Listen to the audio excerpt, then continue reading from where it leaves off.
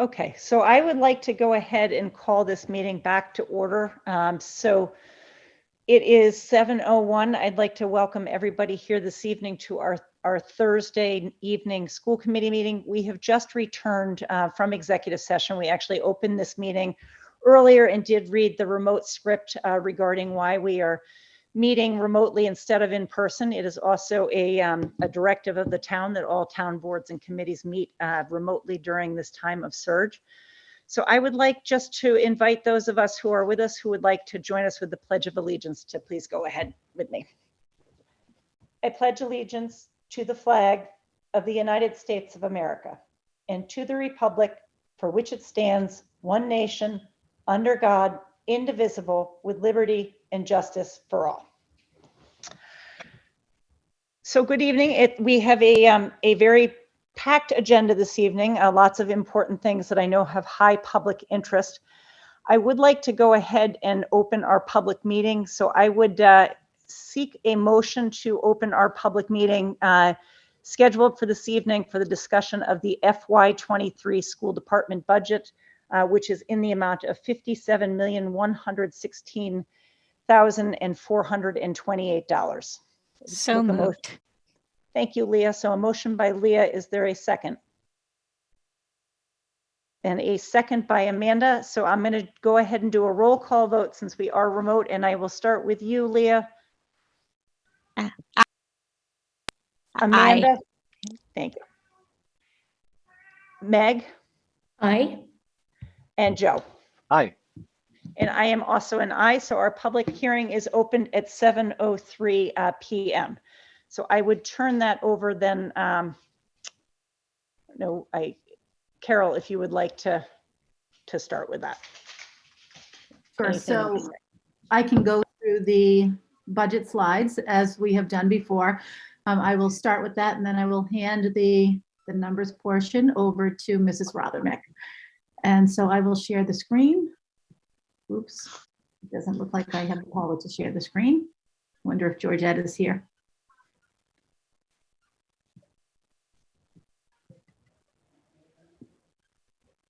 Carol, you should have it. Thank you, I just got it. Yep.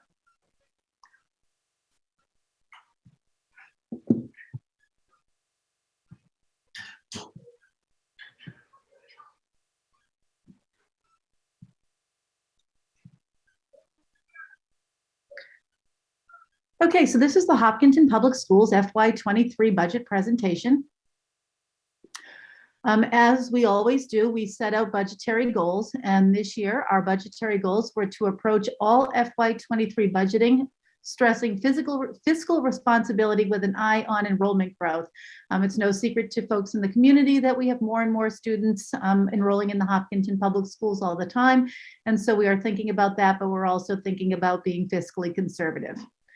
We desired to maintain Hopkinton's exceptional academic and extracurricular programs, offer curriculum, instruction, and services that meet the needs of all learners, including academic, behavioral, mental health, and social emotional needs. And then, of course, to support the district and school improvement plans. In terms of enrollment planning, we simply need to be prepared to address enrollment growth. We have very often been told that we're chasing our tails, and we realize that that has happened over time in Hopkinton. I think we've made some strategic moves to better address enrollment growth, and to that end, the budget that you're going to see tonight is based on work that was done by a professional demographer for the Hopkinton Public Schools. We had hired him in December of 2019. And brought him back again when the pandemic hit. Our professional demographer uses a variety of data points to put together the numbers that you'll see tonight. But the community should be aware that these really are projections. We do have a little bit of additional data because we have been working with the Mass School Building Authority, the MSBA, and they also now have a demographer working for them who uses a variety of similar data points, and you'll get to see those two numbers compared over a 10-year period. So what did our demographer use? He used enrollment reports that extended from the 2009-2010 school year through 2021. He uses birth rate data, number of housing permits annually from 2010 to 2020. He looked at new and proposed housing developments, information on the Hopkinton real estate market, and then, of course, consideration of the impacts of the pandemic on potential enrollment growth in our community. What you're seeing here is the grid that demonstrates his projections.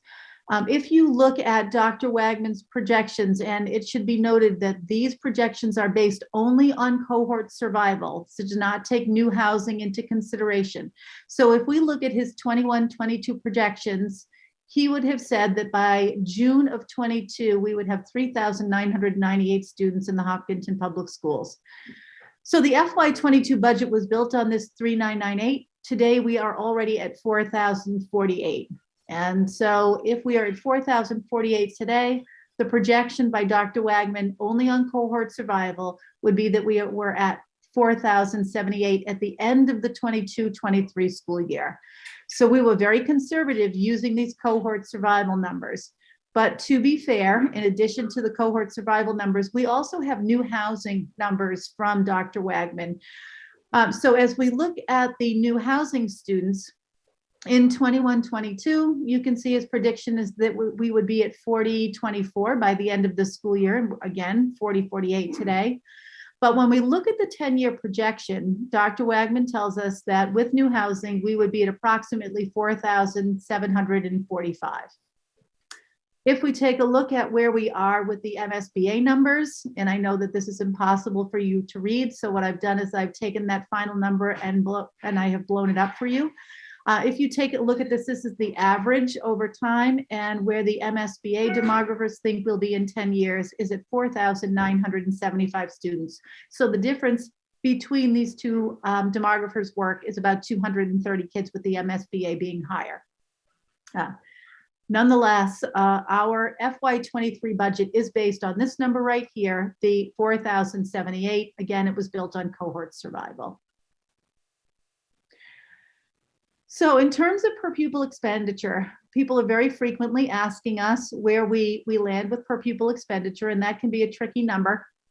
But what happens with per pupil expenditure is that these come out from DESE, and they come because districts will have common criteria on which they are reporting expenditure. So if we take a look at 2017, the town of Hopkinton was ranked 24th. And you might wonder how we chose all of these other communities, and you can see that we include the state average in here as well.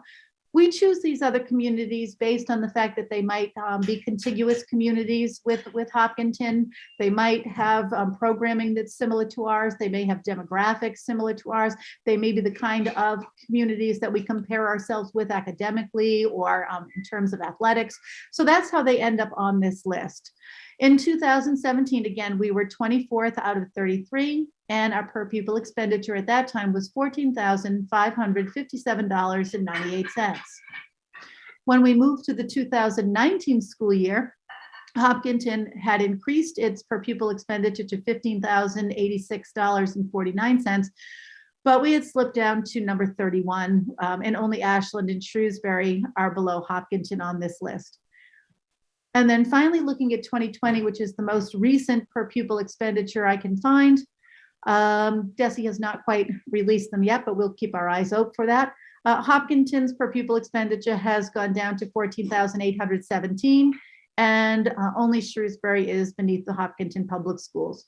Now, we bring this up not because we want people to be alarmed by this number or to think something terrible is going to happen if we have a per pupil expenditure that's somewhere around $15,000 annually. But we do bring it up because we think that given the per pupil expenditure in Hopkinton, I think people are getting an awful lot of educational bang for their buck because our kids are largely very successful. And that doesn't just mean on things like benchmark assessments or standardized tests, but they do well in competition. They do well in athletics. They have lots of clubs and activities to choose from. And the reports that we get, which are sometimes anecdotal and sometimes requested through surveys to graduates, we understand that after they leave the Hopkinton Public Schools, they are well prepared. So let's move along to our requests for this year. And again, I want to point out that these requests are very conservative. When we were working with our building principals and all of our directors, we had suggested to them that they really ask for only what they needed this year. Understanding that the budget message from the select board was to in fact be conservative this year. And so the big dollars that you'll see in our budget tonight are dollars that contribute to paying for personnel. Personnel make up about 80% of any school budget. And so that's where money, tends to be, or that's where positions, added to the budget tend to be most costly. So we have categorized the personnel requests as general education requests, student services requests, English learner education requests, and then requests that will support new program development. So under general education, we'll start here. At the Elmwood School, Mrs. Carver has requested a 0.1 full-time equivalent employee in PE wellness. So when you hire a 0.1 FTE for wellness, a related arts teacher, that means that there would be 3 additional sections of physical education and wellness at the Elmwood School. At the middle school, there's a request for a 0.3 FTE, and those are due to changes in sections. So we are decreasing the number of sections in Mandarin and increasing sections in media literacy and music. And again, that's generated by student need. And finally, at the high school, there's a request for a 0.6 FTE, and those would be spread across 3 different sections, various sections. Once we start doing scheduling in the spring and the kids are making their requests for the next school year, we'll understand what kids are asking for, and then we will know what we need to offer based on student enrollment demands. In terms of student services, I think that when we were together last time, we talked about the fact that our enrollment in the preschool is really growing. Typically, annually, we have about 80 kids in our preschool program. This year, it's estimated that by April vacation, we'll have 106 students. And so in terms of student services, we're going to need an additional teacher in the preschool, 2.7 paraprofessionals, and it's 2.7 because paras who work in the preschool program work at 0.9, and then a 0.2 full-time equivalent in speech. District-wide, we need a 1.0 FTE in nursing. Our nursing demands in the district have really grown. So if you walk into, say, the Marathon School Nurse's office at a particular time of day, there will be our regular school nurse and then a floater nurse, so that the floater nurse can work with some of the student needs while our regular nurse is addressing a student who has different needs, but who attends Marathon every single day. So sometimes you have a lost tooth, but you will always have this child who has a particular need at a particular time of day. And then district-wide, we're looking for 5 paraprofessionals, and these positions are always filled just based on student need. One of the student services reductions this year is a 0.8 FTE teacher of the visually impaired. All right, moving along to English learner education. We're requesting a 1.0 FTE in ESOL, which is English for speakers of other languages. Our ESOL teacher request, we currently have very large caseloads for our ESOL teachers. And right now those are hovering at about 30 students. And so at the Marathon School this year, we have 120 to 127 English learners. At Elmwood, we have 80 English learners. And at Hopkins, we have 30 English learners. People may be wondering, do we really need additional ESOL teachers? And I think when I came to Hopkinton 6 years ago, we may have had 1 or 2 ESOL teachers. We have significantly more now, and I just want to show you some of these numbers so that you can see how over time there has been increased need for teachers of English learners. So in 2014-15, the percentage of students who were English learners in the entire Hopkinton Public School District was 1.4%. Today it is 6.9%. And those numbers, those percentages equate to 48 students in 14-15 and 281 students in 21-22. Interestingly, when students are released from the English learner program and they are released after they fare well enough on a standardized test, We still have to monitor those students' progress over a 4-year period. So while we're saying that some of these teachers have caseloads of up to 30 or more students, they'll also be responsible for students that we would call FELs, former English learners. If we go to the 2014-15 school year and we wonder what the percentage of students were with a first language other than English then, it was 3.2%. Today it's 19.1%. This is an amazing number. Almost 20% of our kids have a first language other than English in the Hopkinton Public Schools. And these numbers again translate to 111 students who had a first language other than English in 14-15 and 765 students today. All right, and then in our last sort of category or bucket, we have program development and support. As you know, the Hopkinton Public Schools have had social emotional learning on our school improvement plans over a 5-year period. We have, for a very long time, felt we've needed a social emotional learning director, and thankfully this year we have been able to hire one. The whole goal here is to incorporate more Tier 1 instructions, so we will be embedding social emotional learning practices in the regular general education classroom. Historically, we've used more of a reactive mental health approach, so this we hope over time will actually keep our kids healthier, safer, and really be able to put some skills in the hands of teachers that they may not have at this moment in time. We've added this social emotional learning director this year, and her salary this year is being paid for out of a grant. Next year, we'll be putting her into the operating budget. That's why you see her appearing on this budget tonight. At the middle school, we're looking for a 1.0 library paraprofessional. The middle school, for those of you who have not seen it or heard about it, we have renovated that library and it really looks lovely in there now. The goal is to make it an instructional center for that building. And if you want kids to be able to come in there and to collaborate on projects or to silently read a book or to just kind of gather socially, that you need an adult in there to ensure student safety. And then finally, at the middle school, we have the need for increasing some of our clubs. These increases will be very small, not a lot of money, and they will be based entirely on student interest.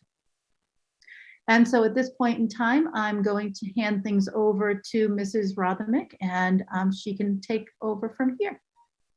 Thank you. So looking at the actual numbers, the FY23 operating budget request, the increase from FY22 for salary is $2,782,782. The increase for expenses is $1,141,735. So the percentages for that, the salary increase is 3.7% and the expense increase is 2.1%. So the requested budget for FY23 is $57,116,428, which is a 5.8% increase over the FY22 operating budget. As Dr. Kavanaugh stated earlier, when you look at a school operating budget, 80% of your costs are within salaries. And that's what this represents. When you look at it from an educational program, you can see regular education represents approximately 54% of the operational budget, and student services is approximately 24%, with the other central office, transportation, building and grounds, technology, and athletics are all well below that 10% level. And looking at it by cost center, where you can see the elementary schools and all the schools together on one side, the elementary schools each represent around 7 to 7.4%. So typically elementary schools are around the same. And then as a student matriculates through the system, the costs are higher in the middle school and the high school. And you can see that reflective here in terms of the increases. The next largest piece, again, would be student services. So looking at just the salaries, the FY23 contractual obligations is $1,398,886. The staff requests, which Dr. Kavanaugh went through before and we will go through again, represent $608,896.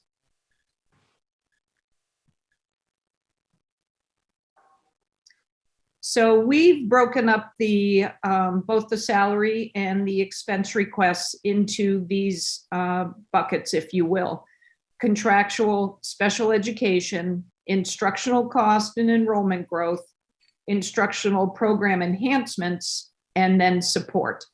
So as we go through these, you can see the contractual obligations again for existing staff is $1,398,000.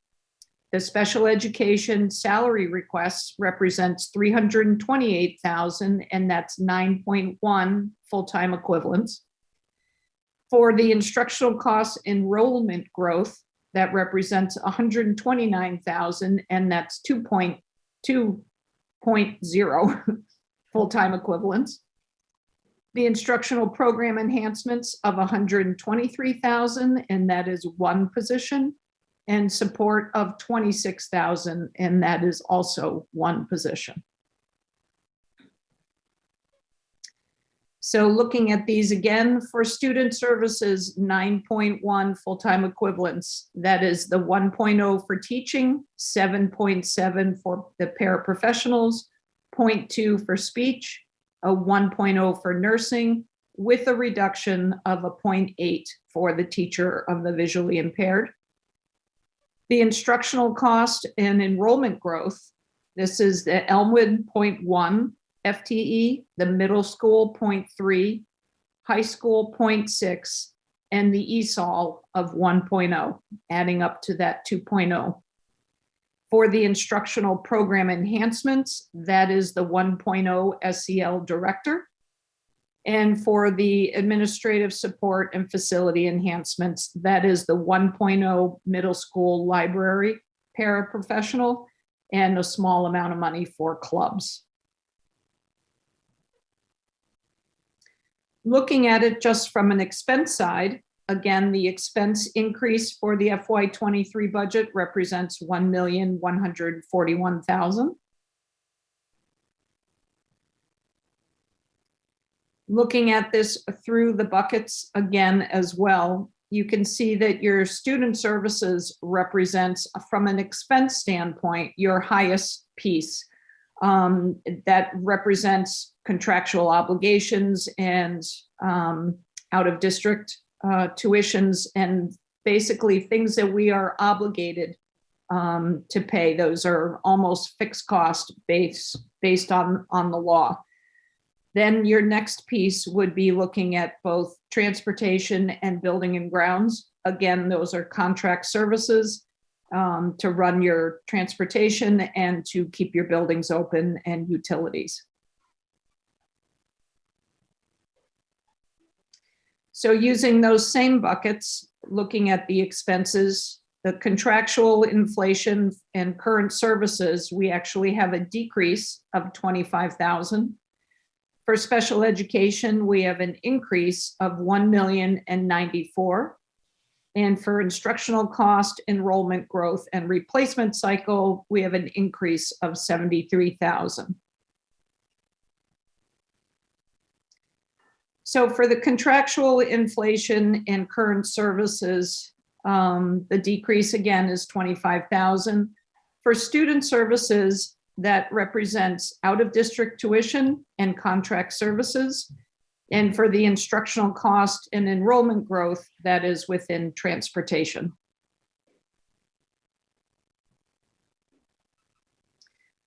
For the contractual inflation and current services, within transportation, we are increasing the bus fee revenue offset. So that represents a $50,000 decrease to the expenses. For building and grounds, we are increasing by $100,000 the building use revenue offset. And just as a reminder, in previous years, we did reduce these offsets because we had the loss of income. So we were not renting our buildings. We were giving back bus fees because students were not riding. So our revenues really had gone down. Now we're in a place where we can increase our revenues back up to, or increase our offsets back up to where we see our receivables are again. And then the miscellaneous other increase of 124,000, that is within regular education of 46,000, building and grounds at 26,000, athletics at 11, technology at 11, and miscellaneous other. Again, with the decrease of 25,000. For student services, out of district tuition has increased by 1,408,000. Transportation is increasing by 38,000, and there are miscellaneous other small increases. And this has been offset by an increase of 358,000 in circuit breaker. For instructional cost and enrollment growth, this represents the addition of one more bus.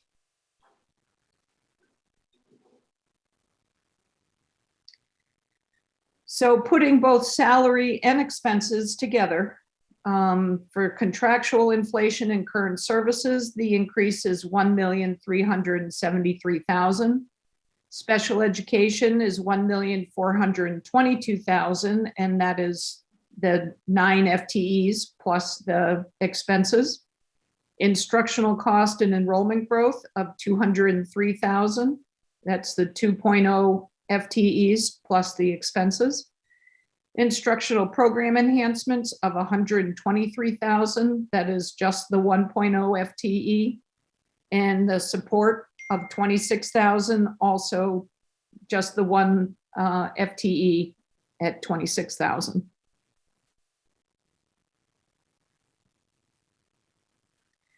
So looking at these in terms of the build of the 5.8% increase request, the contractual of 1,337,000 represents a 2.5% of the increase.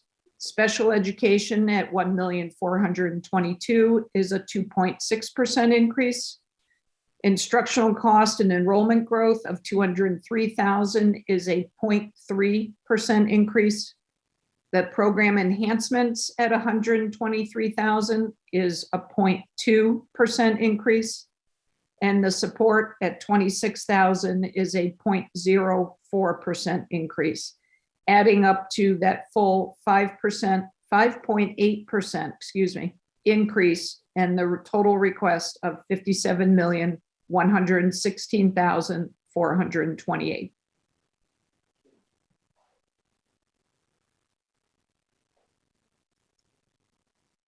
Okay, would you like me to stop sharing my screen? Okay. Thank you. Okay, so thank you very much for bringing that presentation back so that people who are here for the public hearing were able to see that.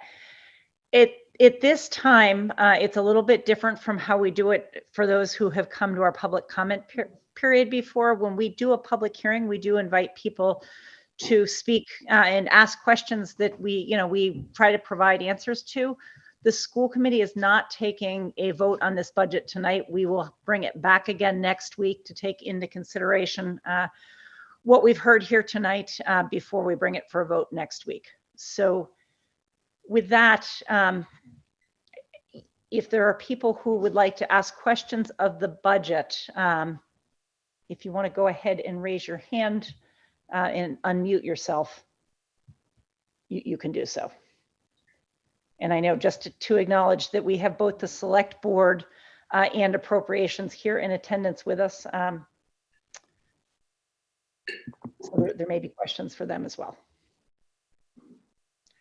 So I see Mina Barath, who is nice to see you here. If you want to go ahead and unmute yourself and you may speak.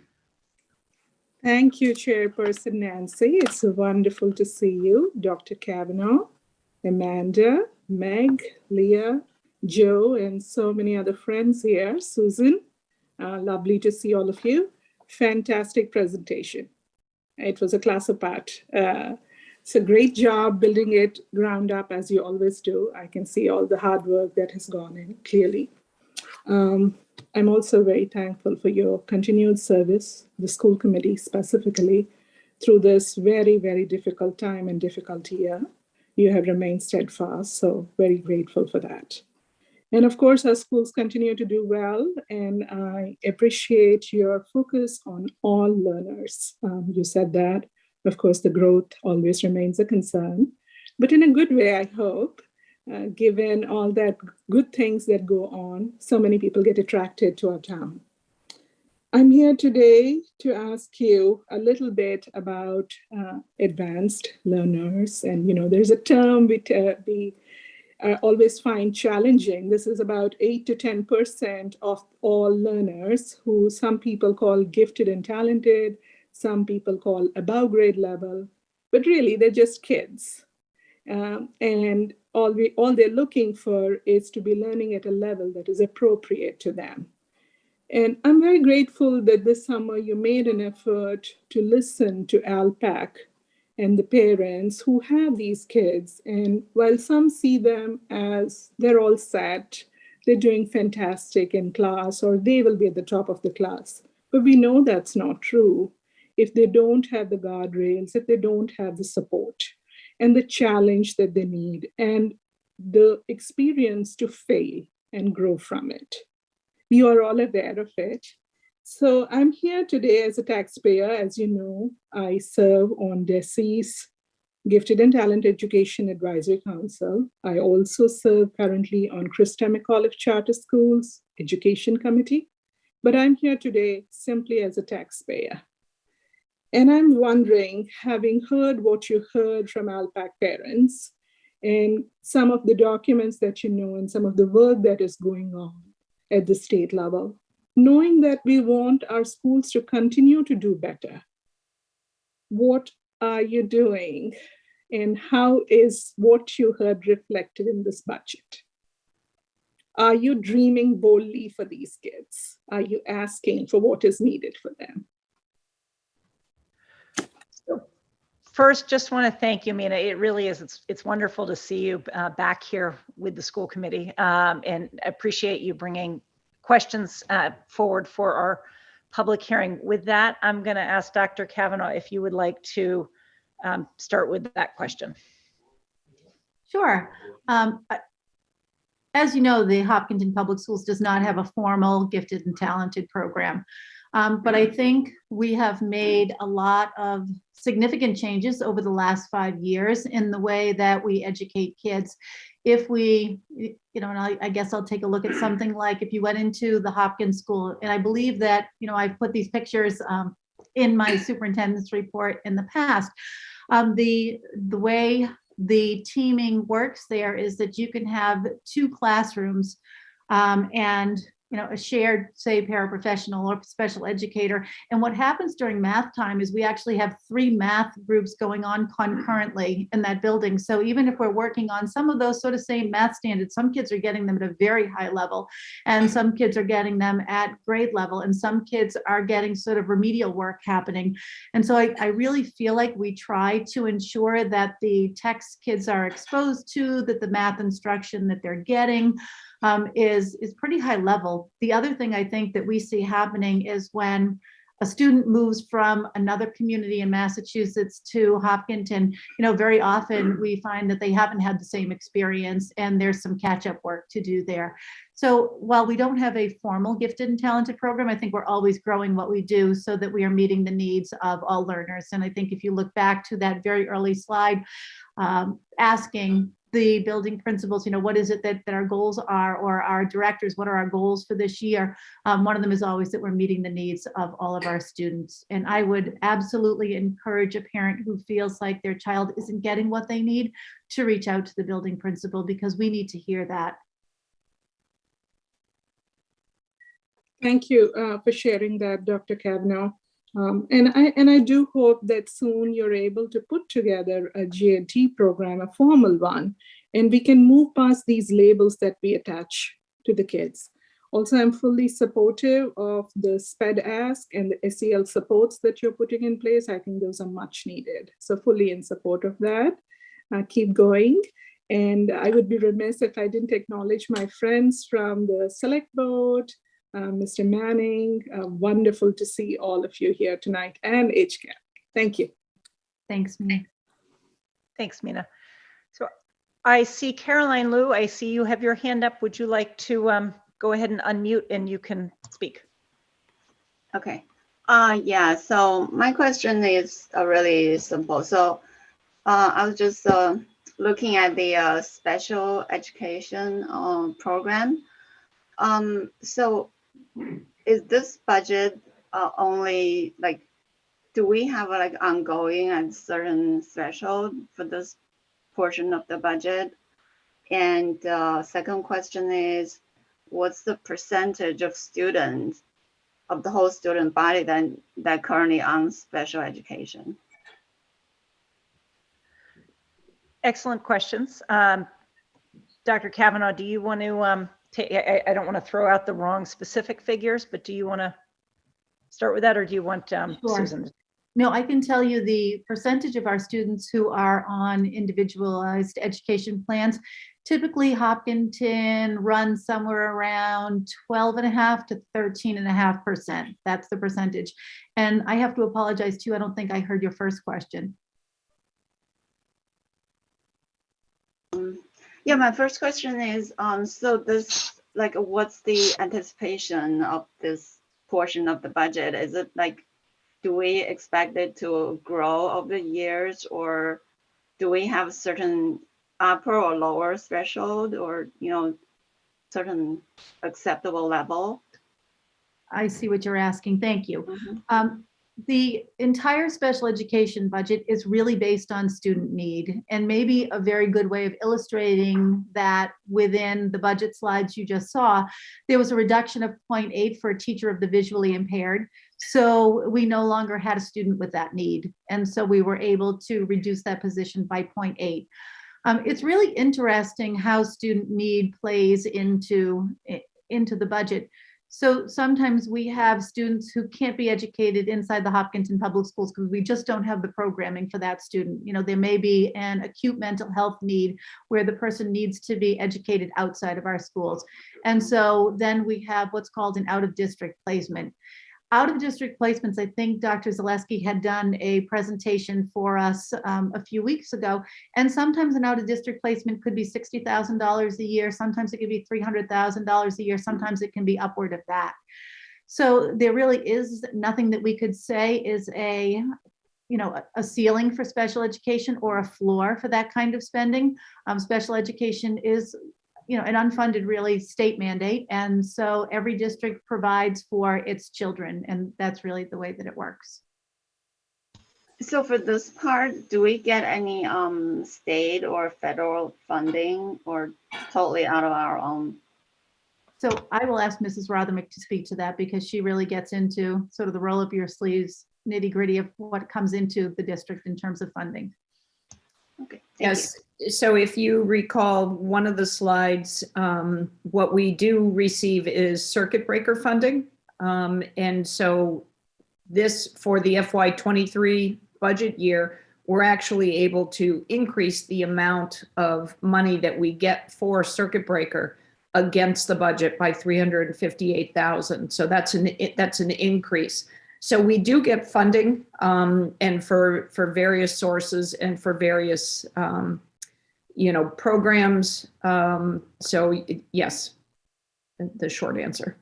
Sorry, last question. So as like, suppose we have additional need, does the state funding go proportionally increase, or is that like, can we apply for additional if there's increase in the need?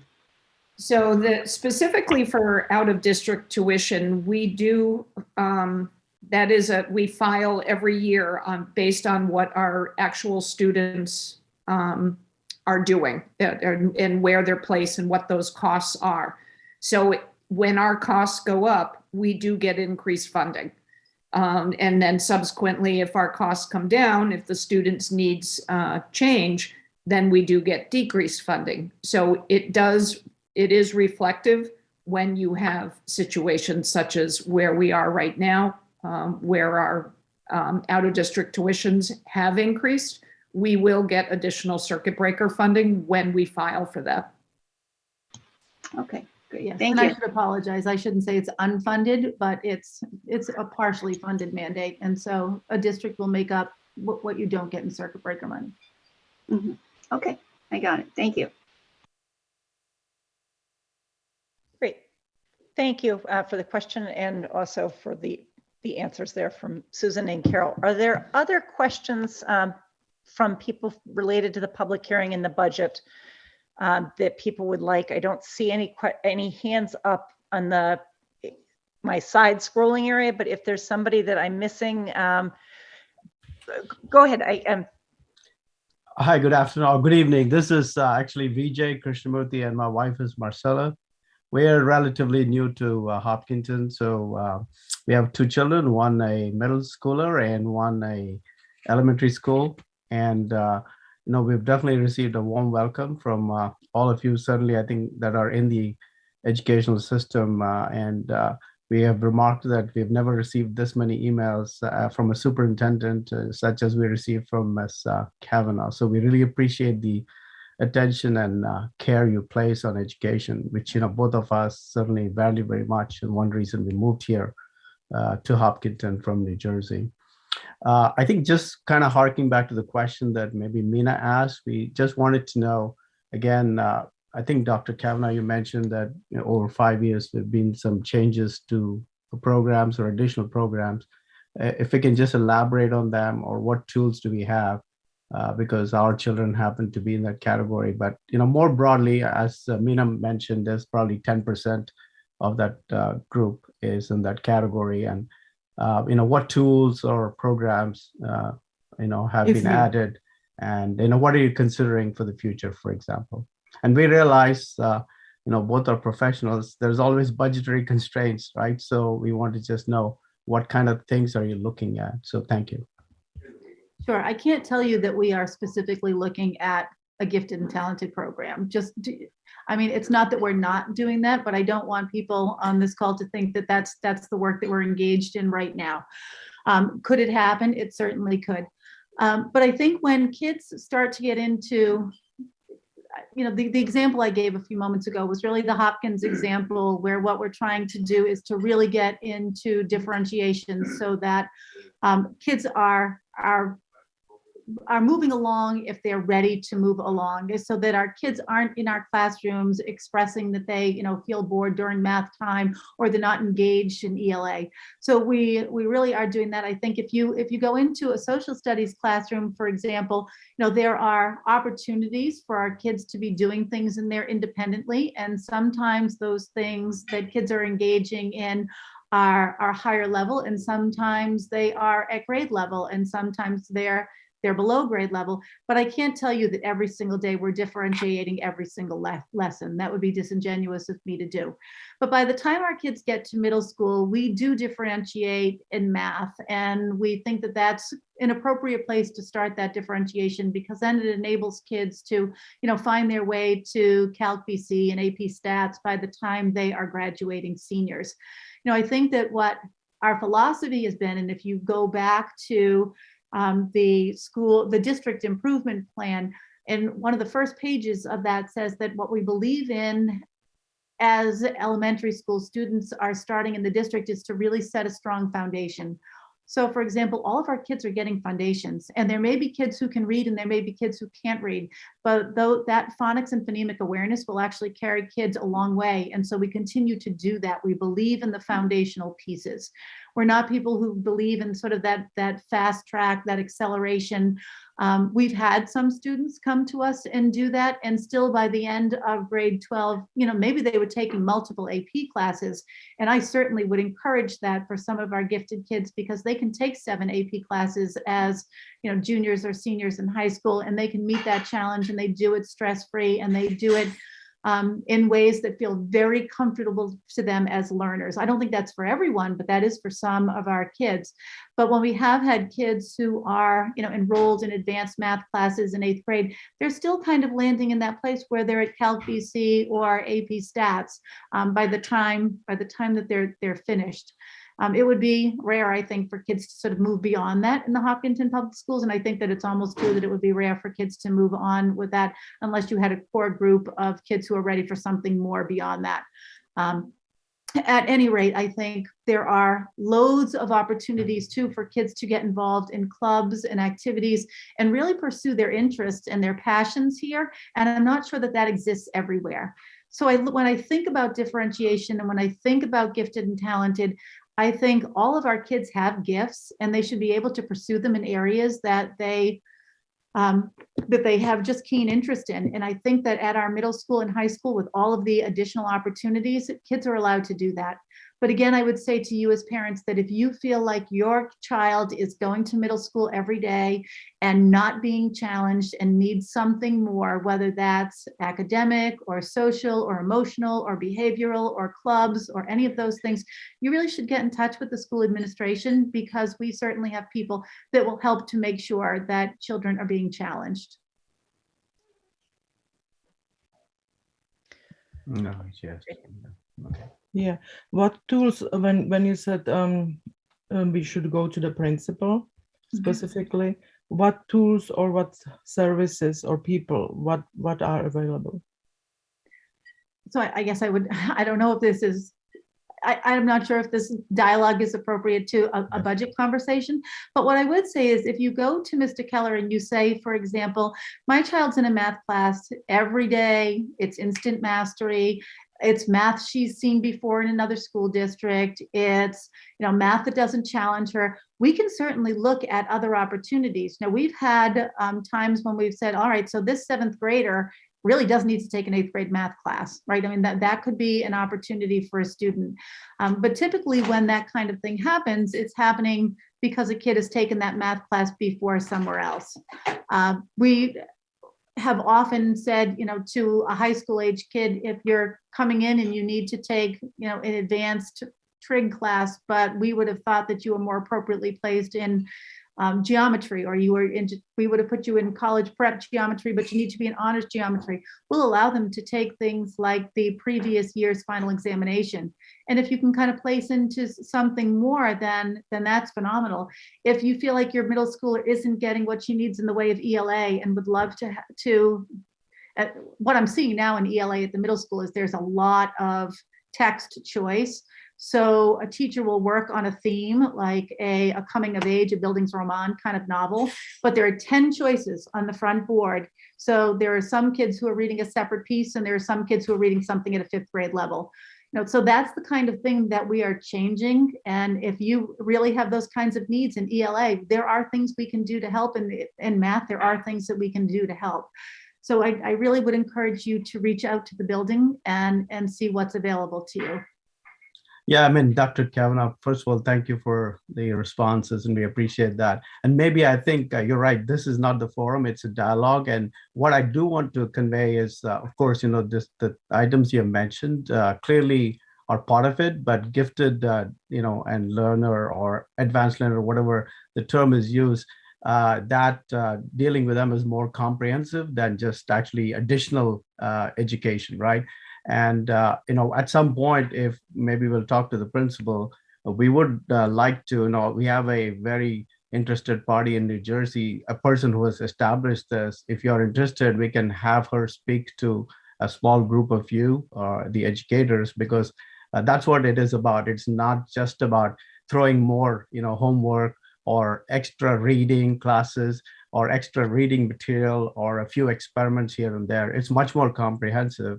And, we can definitely bring somebody in who is actually, she is wonderful, been wonderful to our kids and can speak to this, because since this program doesn't exist from what I hear in the entire state, she can bring in and talk to a small group of youth, if that's okay.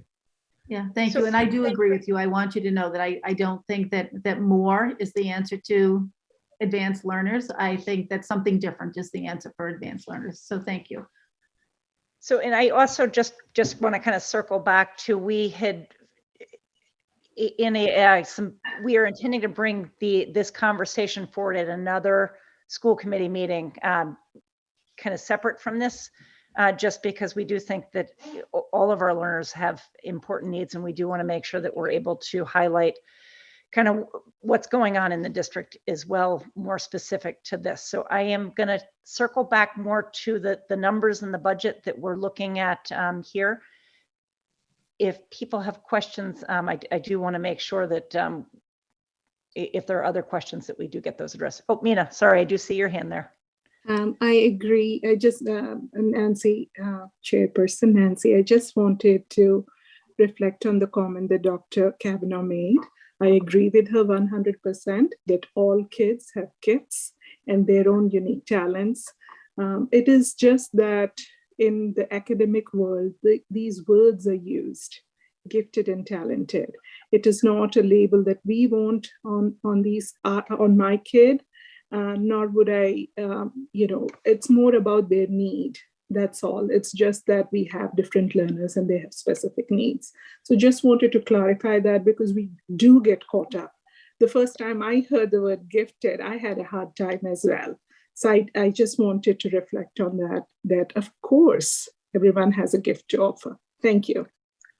Thank you, Mina. Okay. So also just, again, want to acknowledge that we do have our town partners here. Caroline, did you have another question? Yes, I just thought about our athletics, like school athletics program. Looks like it has a very small budget in there. Is it because, I don't know how that works with the town program budget. I don't know how that's partnered. Is it because we don't have a big athletic program, or we don't have budget need, or what? Can you give some background around that? That is an excellent question. Go ahead, Dr. Kavanaugh. Interestingly, we have more teams running at Hopkinton High School than any of the other schools in the TVL. So in the league that we play in, we have more teams, and I think we're very lucky that we're able to offer middle school athletics, freshman athletics, JV athletics, varsity athletics, if we can field teams in those sports. So say, for example, there are kids who are very, very interested in like girls basketball. If we had a freshman team, and then kids could move on to the JV team, then they could move on to the varsity team. Some kids play freshman year and then say, oh, I'm not really interested in going forward with this, but we always give our kids an opportunity in those sports to play if they want to. So I do think that while you might think that that's a small budget, it's not really a small budget. And it's not connected to the town budget. Okay. I mean, the town athletics budget, if that's making sense. Okay. The other piece to add in is we do offset the athletic budget with user fees. So there is, over 250,000 that is reduced out of the athletic budget because we use that, the athletic fees that students pay. Oh, okay. Yeah, that makes sense. Thank you. So that decreases the budget that you see. Thank you.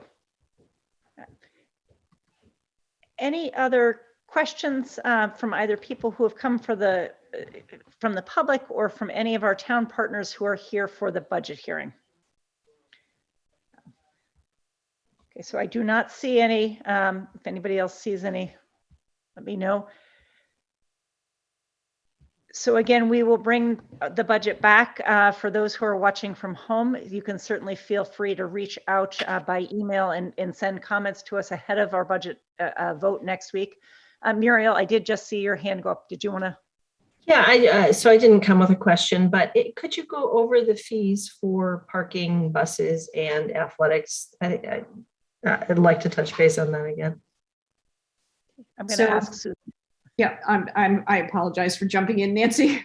So for athletics, it is a $200 user fee. There's a discussion of changing that fee for the 23 budget year. For For transportation and for parking, it is also $200. And the discussion, thanks Nancy so much. The discussion is to increase the fees or decrease the fees? So for athletics, and just for athletics, the discussion is to increase them slightly, but at the same time, take away gate receipts. So for certain events, we charge at the gate for students and families and friends to come and watch. So not only could you potentially be paying that user fee for your child to play, but then you could also be paying to go in and watch them. I'm very familiar with that. Yes. Circumstance. So that was the discussion, was to increase the athletic fee slightly, but take away all the gate receipts.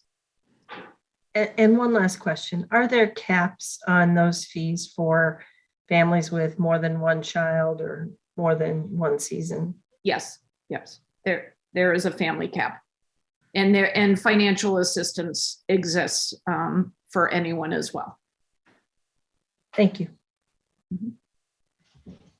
Thank you. And thank you, Muriel, for the questions.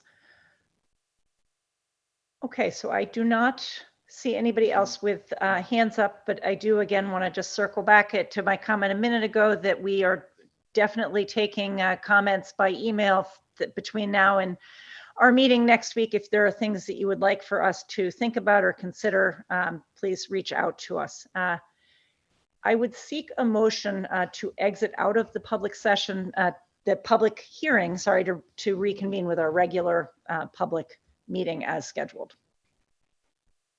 So moved. Thank you, Meg. Is there a second on that? Second. Okay, thank you, Amanda. So there is a motion by Meg, a second by Amanda, and we will do a roll call vote starting with you, Amanda. Aye. Meg? Aye. Joe? Aye. And Leah? Aye. And I am also an aye, and so the public hearing is hereby closed. Thank you. It's tremendous to have so much discussion this year during our public hearing. There are definitely years where we have not had people attend, and it really is nice to have questions and comments from people. So I am going to, with the committee's permission, I would like to take out of order the discussion that we are going to have with the Board of Health, because they are here in the meeting with us, and I would like to go ahead. I know there are also people who are waiting at home anxious to hear some of this discussion. So that, if that is okay, and I don't know, you guys maybe need to open your meeting as well. I don't know if you did that. No, we do. We need to. Okay, go right. So I will let you guys take care of that. Great. Thanks, Nancy. So I need a motion from the Board of Health members to open our meeting. So moved. A second? Second. Great. Since there are three of us, we don't do a roll call vote. It's all in favor. So our meeting is now open, and Nancy, I turn it back to you.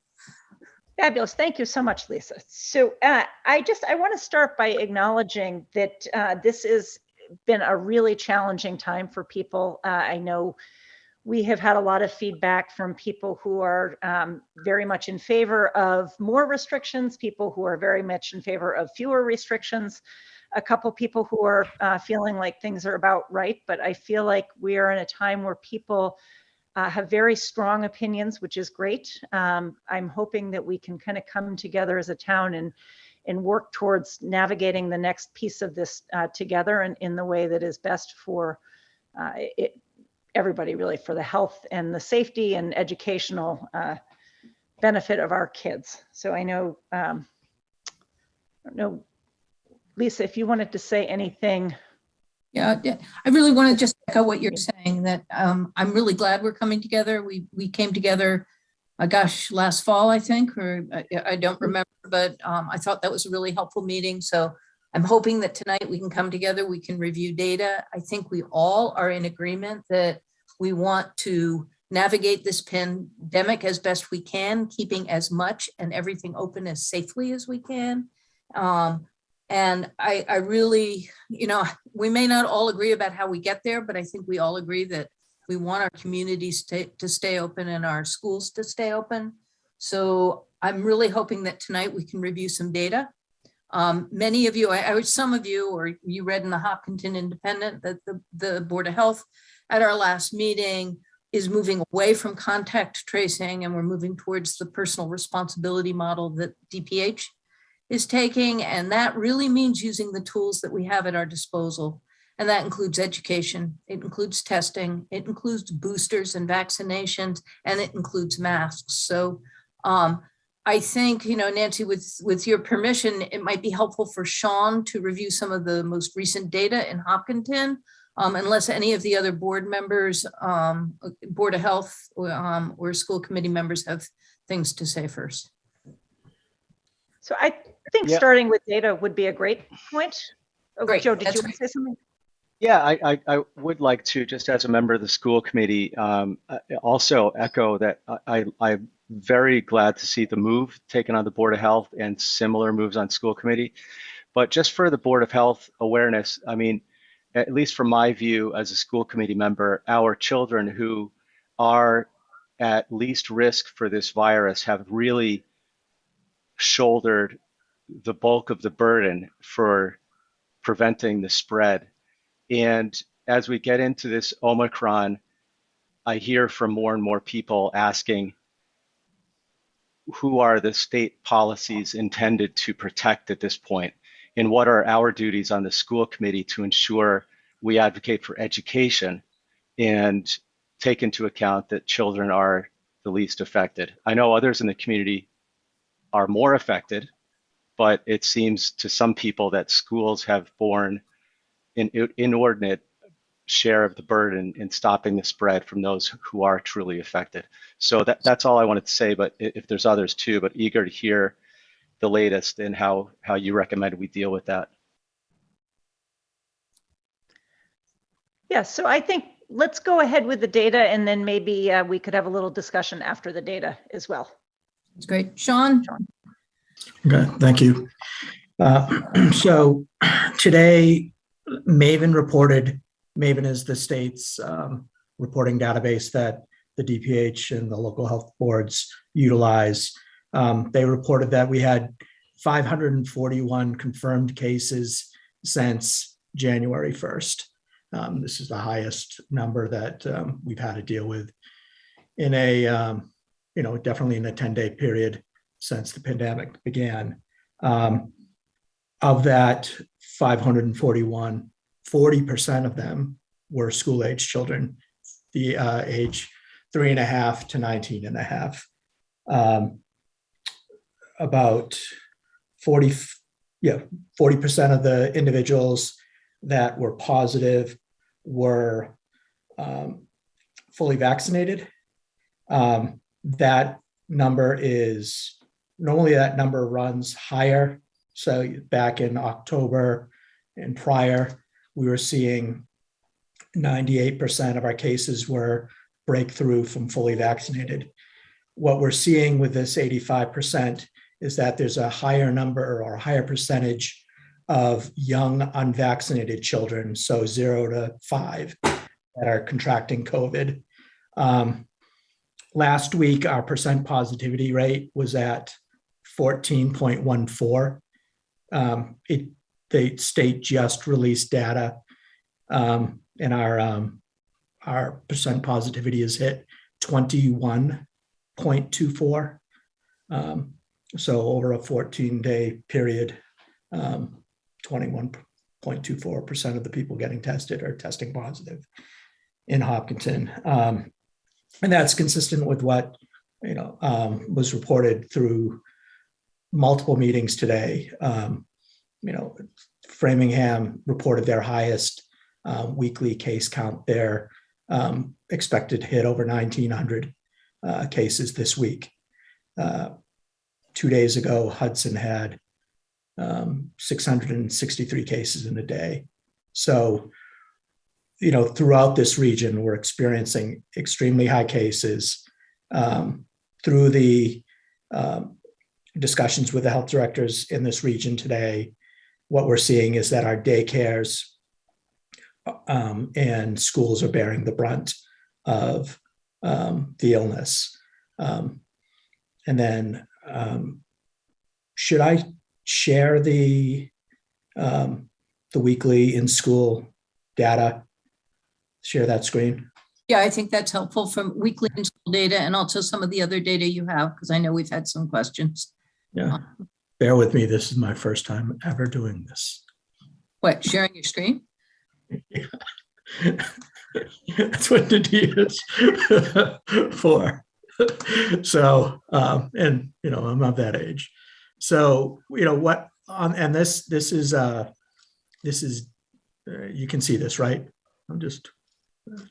Yes. So this table is DESE's reported weekly caseload for the majority, a portion of the Metro West communities. And what I wanted to do is make sure I was picking up the communities in orange elected to off-ramp, just like Hopkinton did.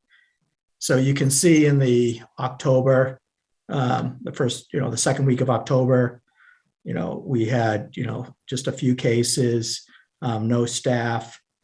We moved to the following week. Again, we're all doing pretty good. And this is at that time where we were supporting, we were discussing and then, and we were proceeding with the off-ramping. These cases that we're seeing here are in the, I think, Marathon and Elmwood. And then as we progress, again, we're doing really well, moving through October into Halloween. We're exiting Halloween with 0 cases. And then we hit, again, we're doing well here. But then this is where we had our first, the start of our, effectively a super spreader that started in one of the schools.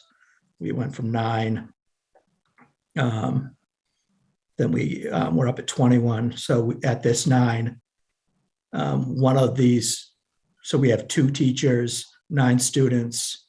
We're up to 1 teacher, 21. And then as we move up, we start seeing these were almost all exclusively Delta cases throughout the region and definitely throughout Hopkinton. And then as we get into we start seeing a slight increase here with 19 cases. This leads us to right here. This is where we started seeing an outbreak of Omicron in the high school. There were 20 individuals, some of which were in the high school, others in the lower grades. And then we just exploded after that, 61 cases, 3 teachers, 211, 37. So we can see, and what I'll bring up in a second is how the variants in the community have changed throughout this period. And we can see that the Omicron data is really just taken over. So this, we have the specimen date, what the variant is defined as that's impacting us, and then where the country of origin or the region in the world where these variants are stemming from. And what this data is really good at highlighting is that, in Hopkinton, we have a very mobile population. And with all the travel, with all of the interaction from people who have traveled, we see a wide variety of variants in the community. And, here we've got through most of October through mid-November, it's really all Delta variants, and they're Delta variants from the EU, from India, Canada, various parts of the US. This green highlighted spot is the first this is a staff member in one of the schools introduced an Australian Delta variant, and this demonstrates how it was spreading through the first two are children that were in one school. Then it starts progressing into siblings, parents, and then this 1121 case it transferred outside of the school into another one of the schools in the district. But it ends.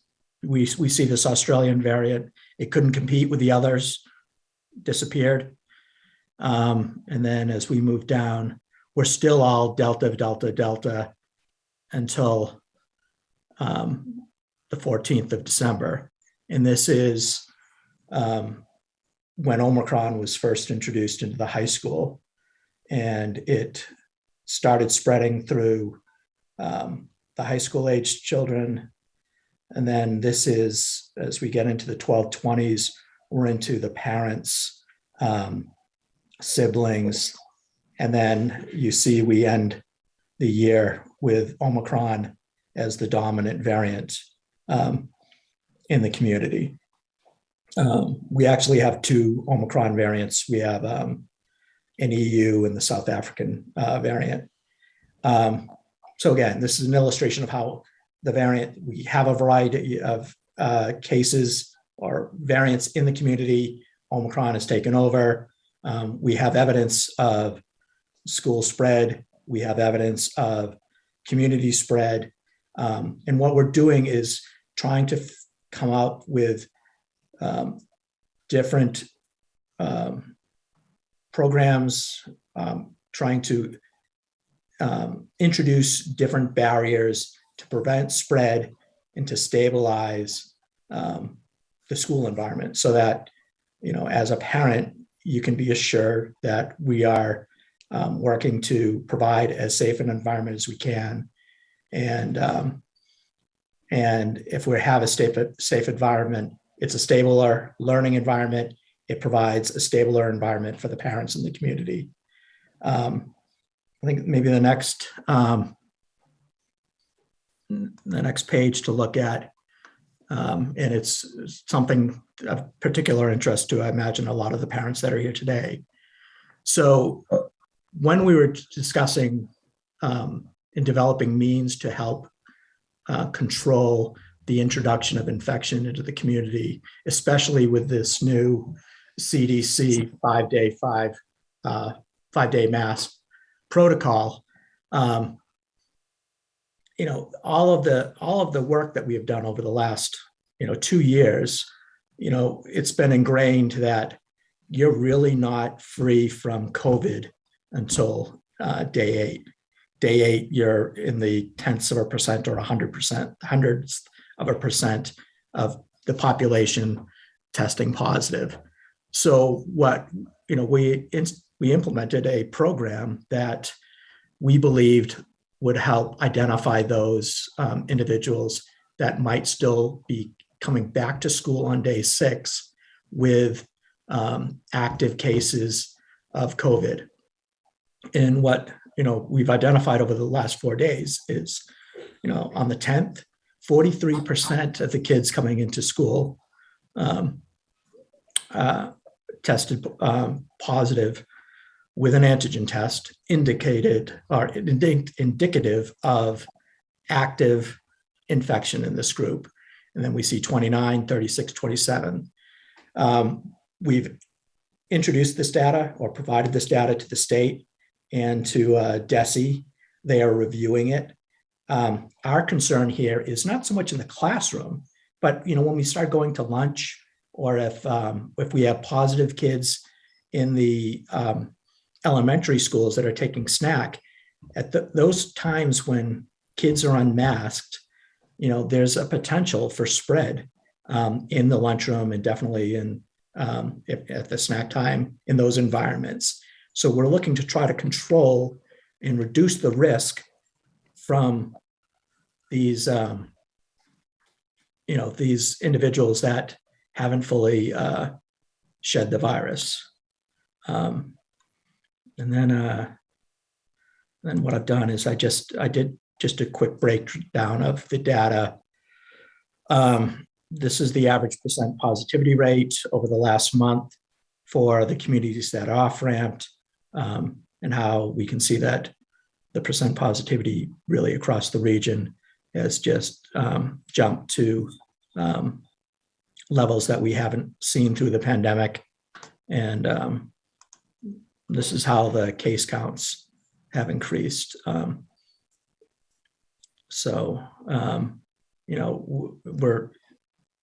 It's all over the news. We're inundated with cases. We average right now, if we average 15 minutes worth of contact tracing with this caseload, we'd have at least 4.5 full days of contact tracing.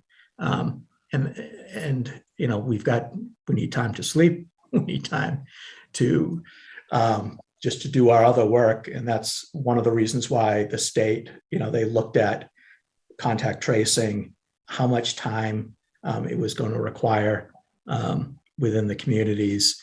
And that's one of the reasons why they really started moving towards this personal responsibility model. I don't think there's anything else that. Those are the data, I guess. Nancy, should we ask if people have questions about the data before we? So I just want to clarify, just for people who are either viewing from home or who are in the Zoom call, that our public comment for people who are not on the board, two boards, it will occur after this. And that this is a little bit different than how we did it during the public hearing, because we do have to, the public hearing has different parameters around it, just in terms of the legality. So this has to go through the respective chairs. Correct. And that we will take public comment after this, during a separate part of this meeting. So that right now we're doing comment just with between the boards. Nice point. Thank you. So through Nancy, it's a kind of a quick question. There is some lag. So when you're looking at the numbers, I remember when we were having the meeting in December, right, we were thinking of fast Delta variant. There's some lag in recognizing what variants we actually have. Is that correct, Sean? Yes, it takes roughly a full week, almost sometimes 2 weeks to complete the sequencing. Obviously, the Broad Institute in Cambridge is a little faster. We get a faster return on that data. And then there's Helix and several others from the region that our sequencing data is being sent to. In general, the Commonwealth is trying to process 30% of the total cases or total PCR tests that are submitted for sequencing. They're not meeting that right now, and they're roughly meeting, I think, a little less than 10% of the cases that we have. One of the things that we've done as a department is we're trying to stack the probability that our data is going to end up being sequenced by sending people to testing sites that process data and do the sequencing for the state.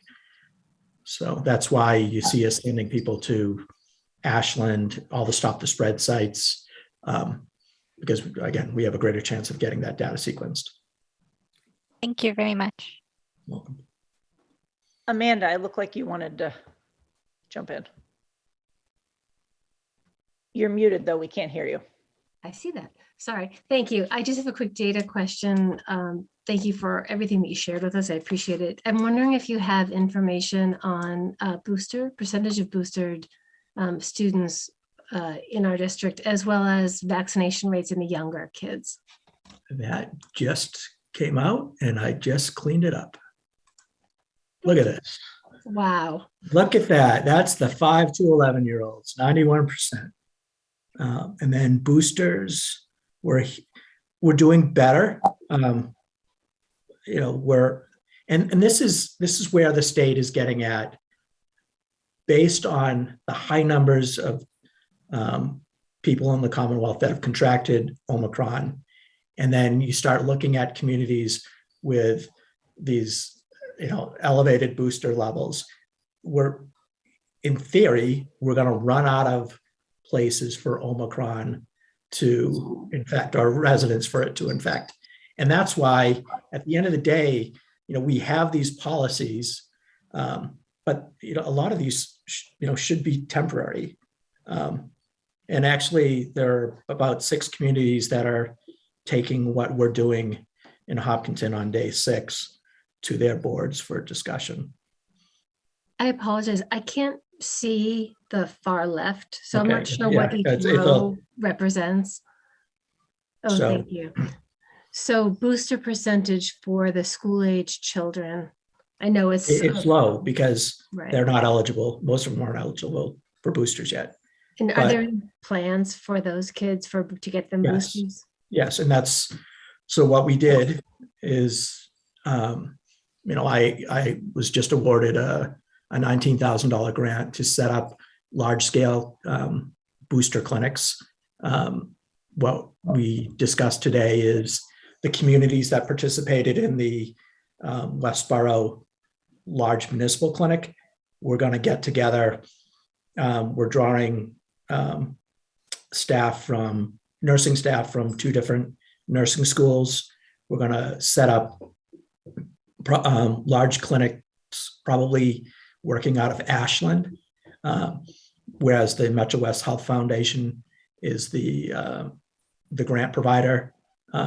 We said that we would set up grants that we would set up clinics that would service our base community, the communities that participated in Westboro, and that they would also help service communities like Framingham and Marlboro to help elevate their clinic, their vaccination rates.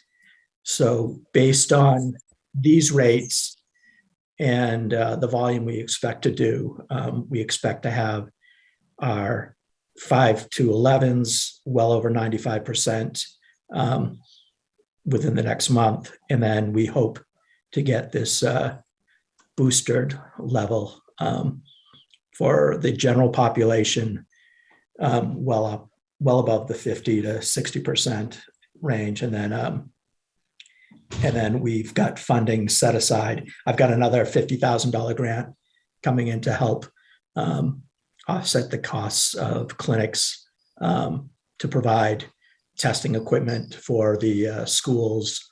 And then we decided today that we're part of this public health excellence grant where we have money and resources that we're going to put into our group to help continue running booster clinics. So as kids become available, we'll have the resources and the manpower to stand those clinics up and get these kids boosted. And then we think between, again, Omicron spread and the amount of people that we have boosted, we'll be in a much better place. And we should be approaching some, new set of normal at that time. Thank you. Joe, Yeah. did you? Yes. Go ahead. Sean, thank you. And I picked up in your response to the previous question, something that is very exciting, really. I mean, I think you said that at some point we get to a point where there's very few that are, I don't want to put words in your mouth, that are vulnerable, and we can loosen further. And maybe I'll stop there. Can you clarify or repeat that? Do you know what I'm talking about?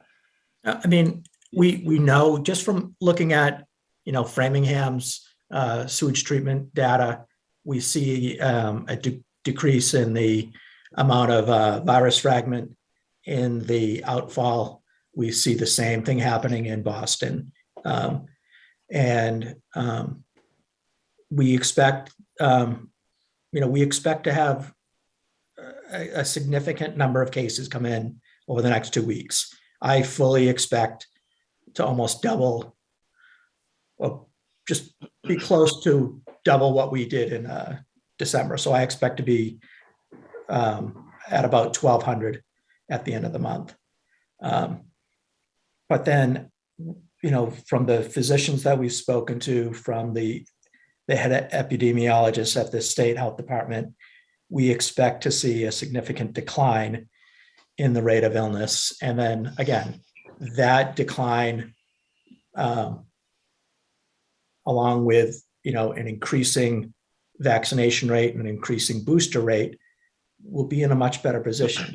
And, I did an analysis of Hopkinton's data, and the number of kids that are falling ill in Hopkinton,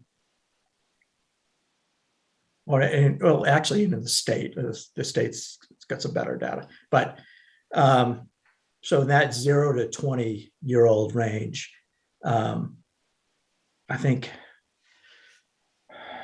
that was, they had, I think, 2 or 3 times the illness rate of the seniors, but again, the rate of serious illness, intubation, and death was weighted towards the older, more vulnerable population.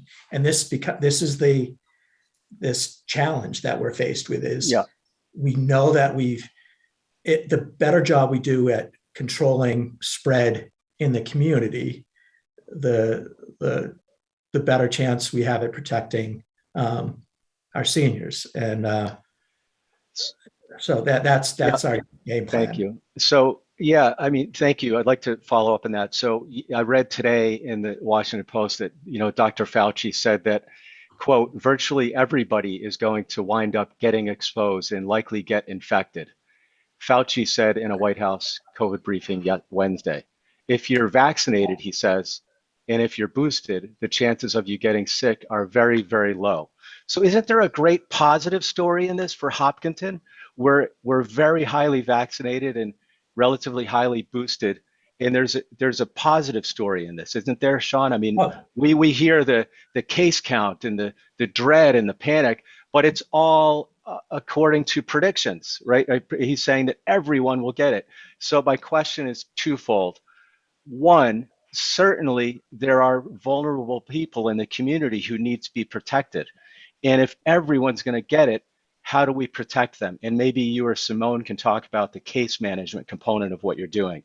And then the other side of it is, if the 95% are extremely unlikely to get seriously sick when they're exposed, when can we get away from the panic of case counting and worrying about the 95% of the people who are, thankfully to Hopkinson's diligence and yours in promoting the booster and vaccination clinics, well protected from this virus, no matter if 100% of that portion of the population gets it. So it's a twofold question. How do we, the bulk of us, 95%, move on, but then how do we protect those few? And if you could talk about the case management approach, this might be the place.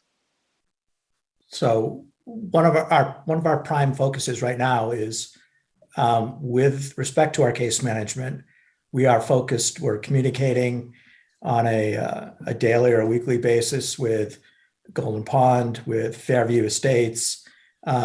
We are working with the state to provide oversight over facilities like Liberty Adult Care, all of our homes in Hopkinton, because what we've seen, like in one of the homes, was an aged individual with COPD who the illness was introduced to them from one of their grandchildren.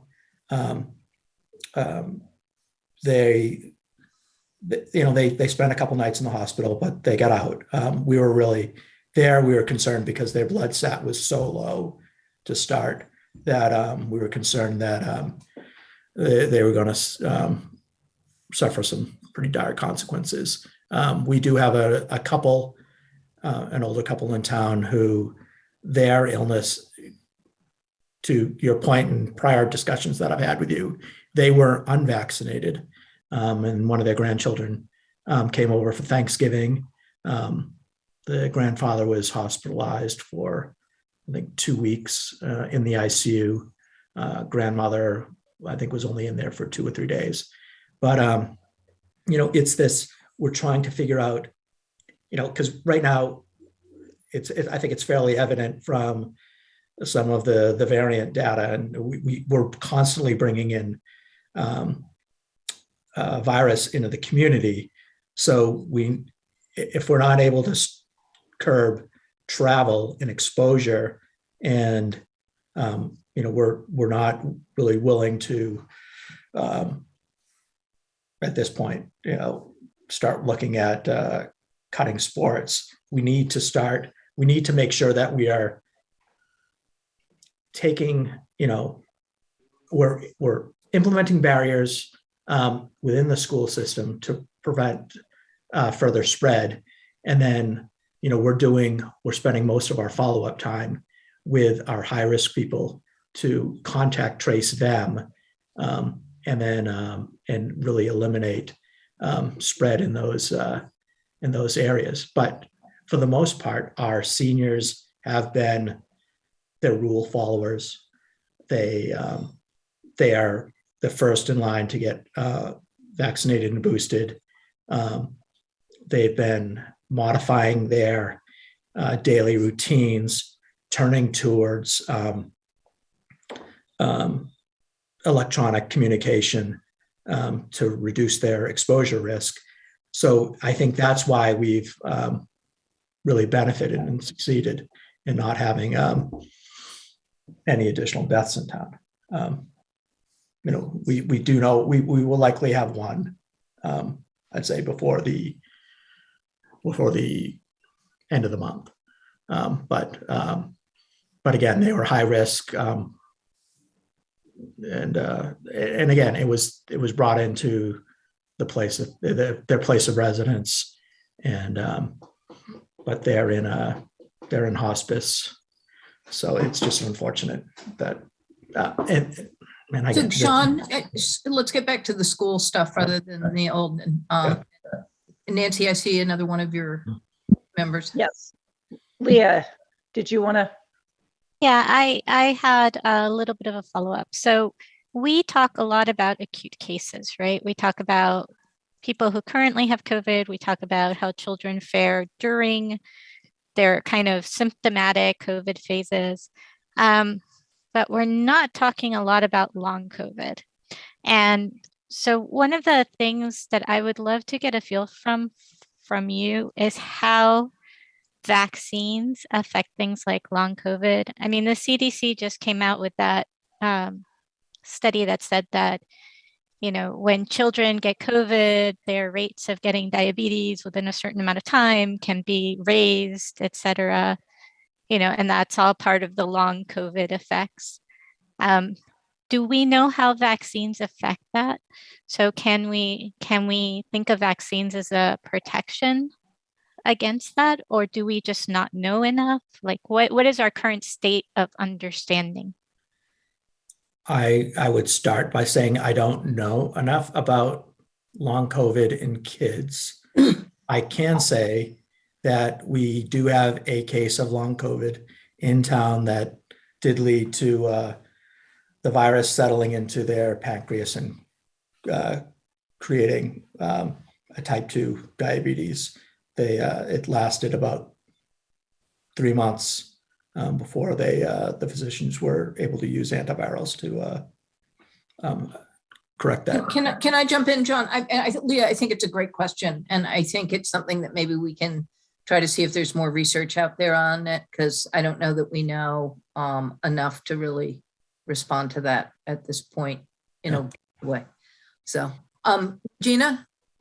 I was just going to say that, Lisa, as a person who's working with long COVID all day, every day now, it's so, for kids, both vaccinated and unvaccinated, having had COVID.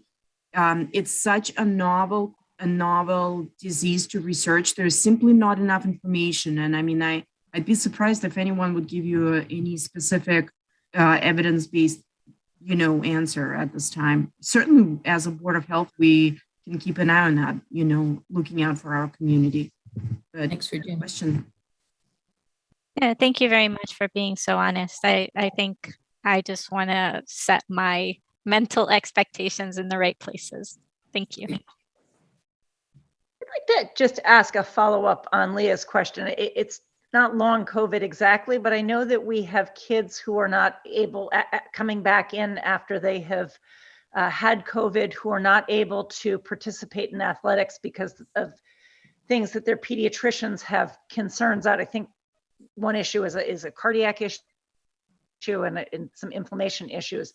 Do we have any data on numbers of students that we have either at the school or the health department level who are having a little bit longer beyond when they are actually ill, that they are not able to participate in regular activities as they normally would?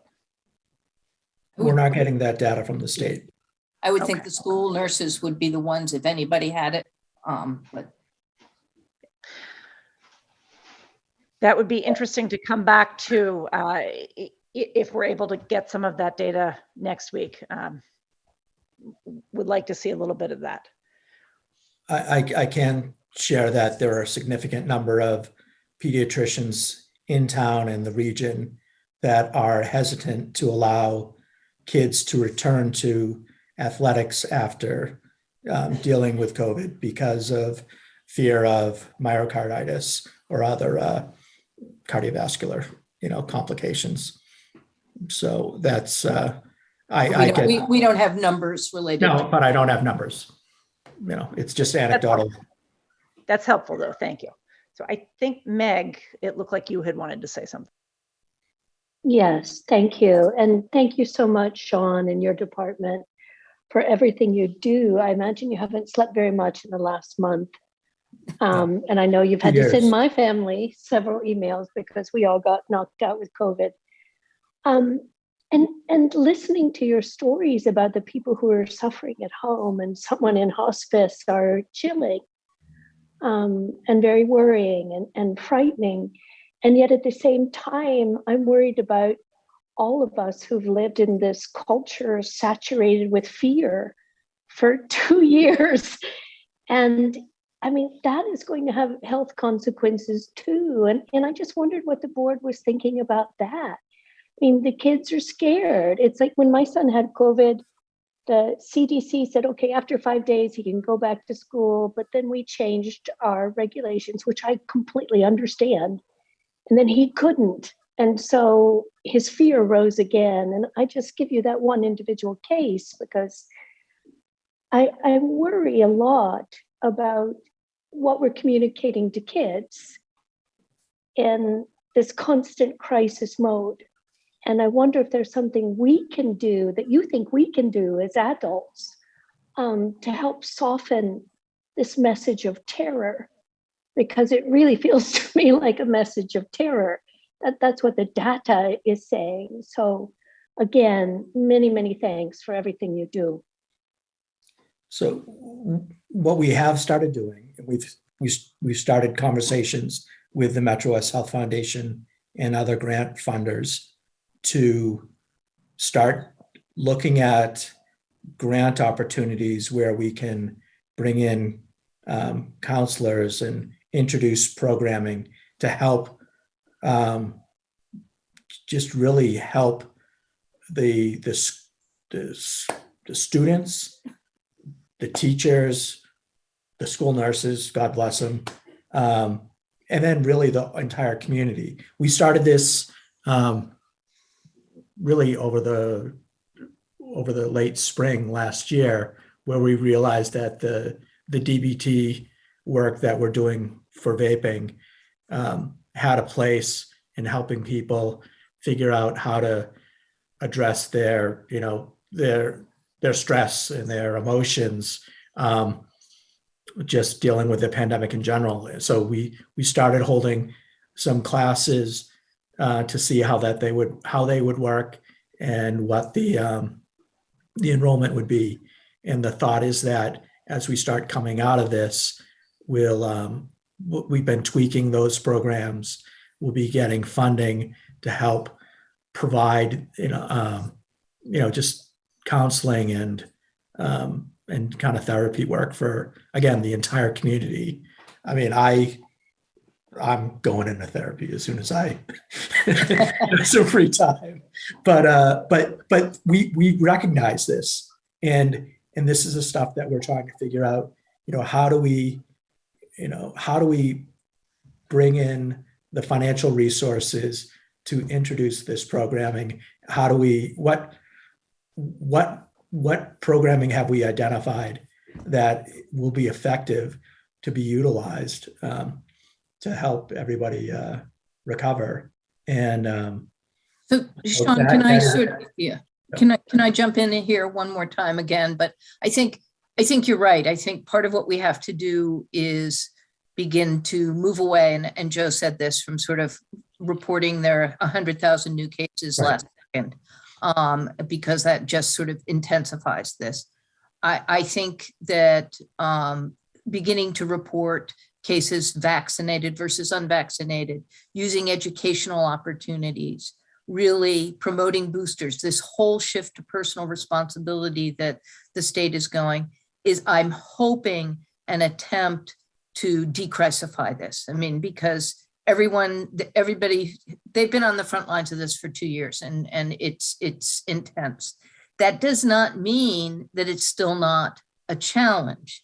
So I think, if I were to say we have to use all the tools in our toolbox, and I'm going to go back and say it's testing, it's boosters, it's education, it's masking. I really think that masking is probably one of the things that we can do in the short term. We're not going to mask forever, I hope. But I do think that changing this from an educational, what can you do to control it? Because we all know, sorry, I'm a social worker, so's Nancy, you guys are, do know that if you feel out of control, it feels worse. And I also want to say, I think there are kids who are anxious on both sides of the coin. There are kids who are anxious, oh my gosh, I'm going to get it. And there are other kids who are anxious, like, oh my gosh, I can't go play with my friends. So how we manage that as a community, getting those resources that Sean's talking about, is really going to be critical as we begin to move out of this.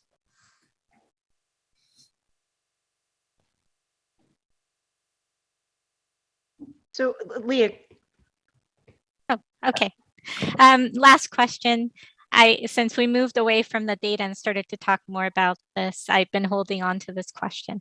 One of my current concerns is, I think what happened in the fall, where we had children sent in who, with known COVID symptoms and stuff like that, really created a breach of trust for a lot of other parents. So I think part of what we're seeing this January is this kind of, not necessarily not trusting the schools, but being worried that more of what happened in the late fall is going to continue to happen.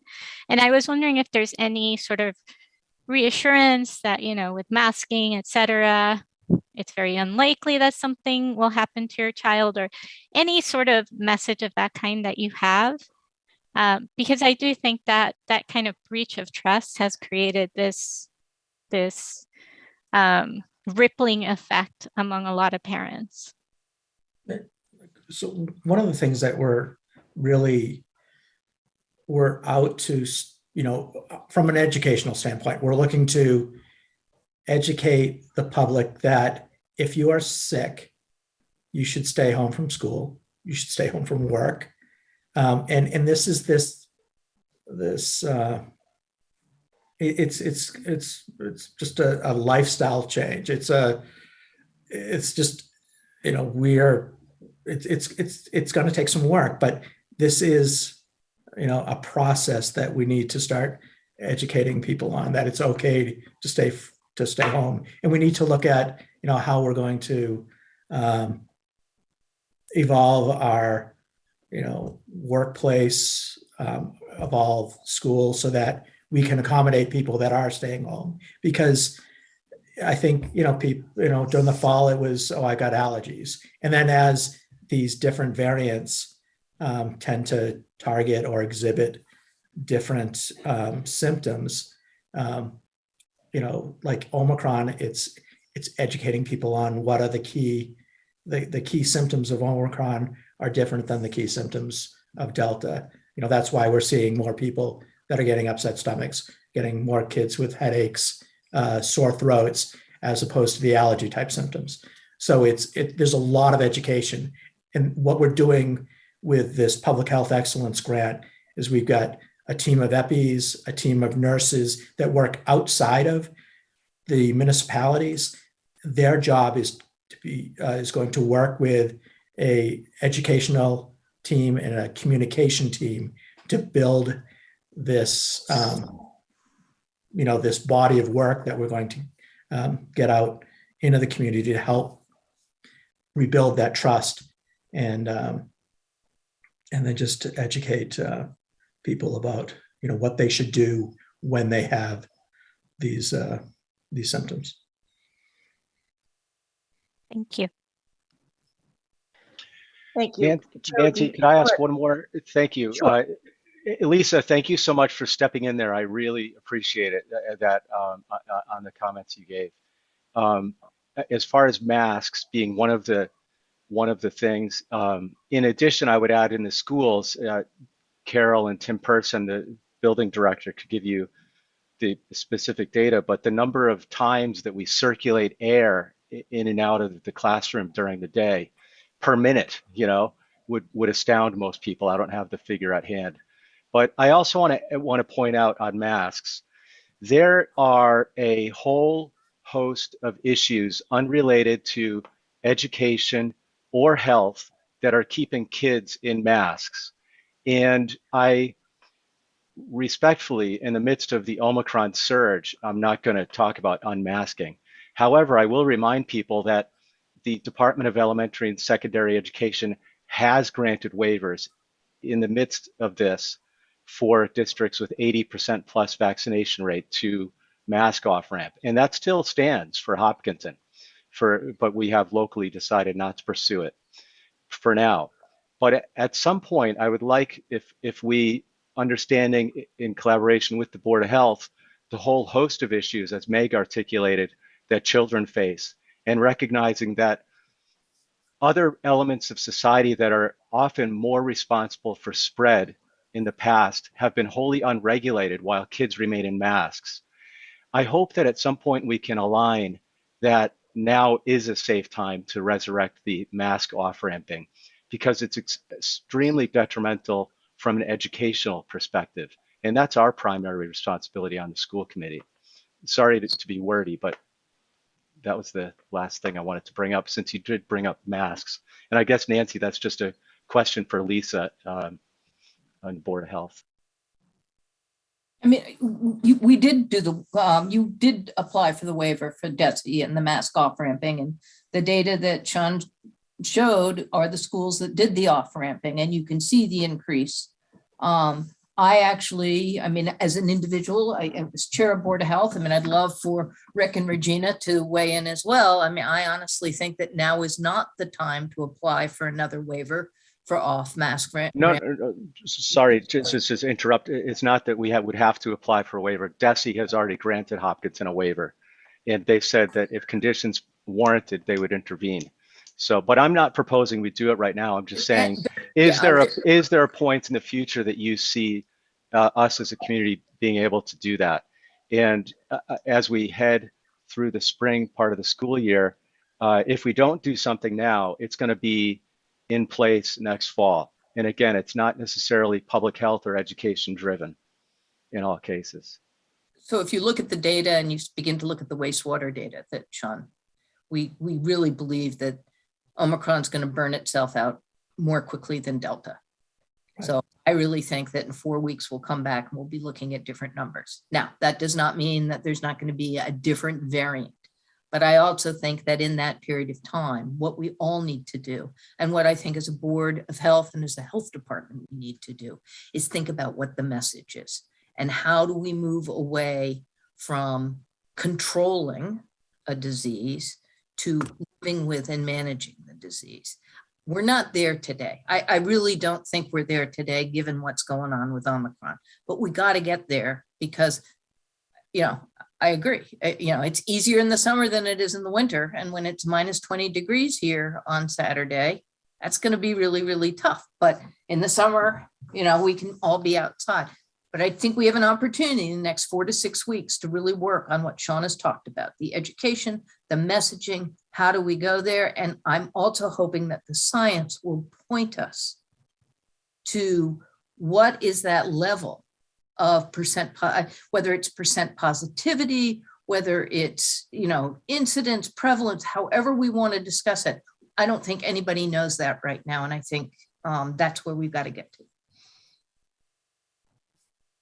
Regina? I just wanna echo Lisa's words, absolutely. As a frontline healthcare provider at a very busy hospital, I mean, right now, actually, just for an example, not to, go into this whole mask versus unmasked type of polemics, we started to double up the masks again as of last week. My hospital, which is Mass General Hospital, we're wearing double masks and a shield just on general floors. So I think that it's wonderful to have it as a goal, given that, the booster rate will go up, the Omicron will burn out, the vaccination rate will come up, et cetera, et cetera. But right now I feel like the rest of the world is not there yet. I'm sorry. I wish I would give a ray of hope, but just to give you an example in real life, in medical real life, we are back to, the boost of the pandemics a year ago, unfortunately. Yeah, this is Rick. I'd like to say that this is kind of history repeating itself, and that I think the best way to keep these kids face to face in school is masking for the foreseeable future. I hate to say that, but that's the way it's got to be for now. And there may be a time when the wastewater and the numbers support re-exploring the demasking of our students, but we want to keep them in school. That's the key.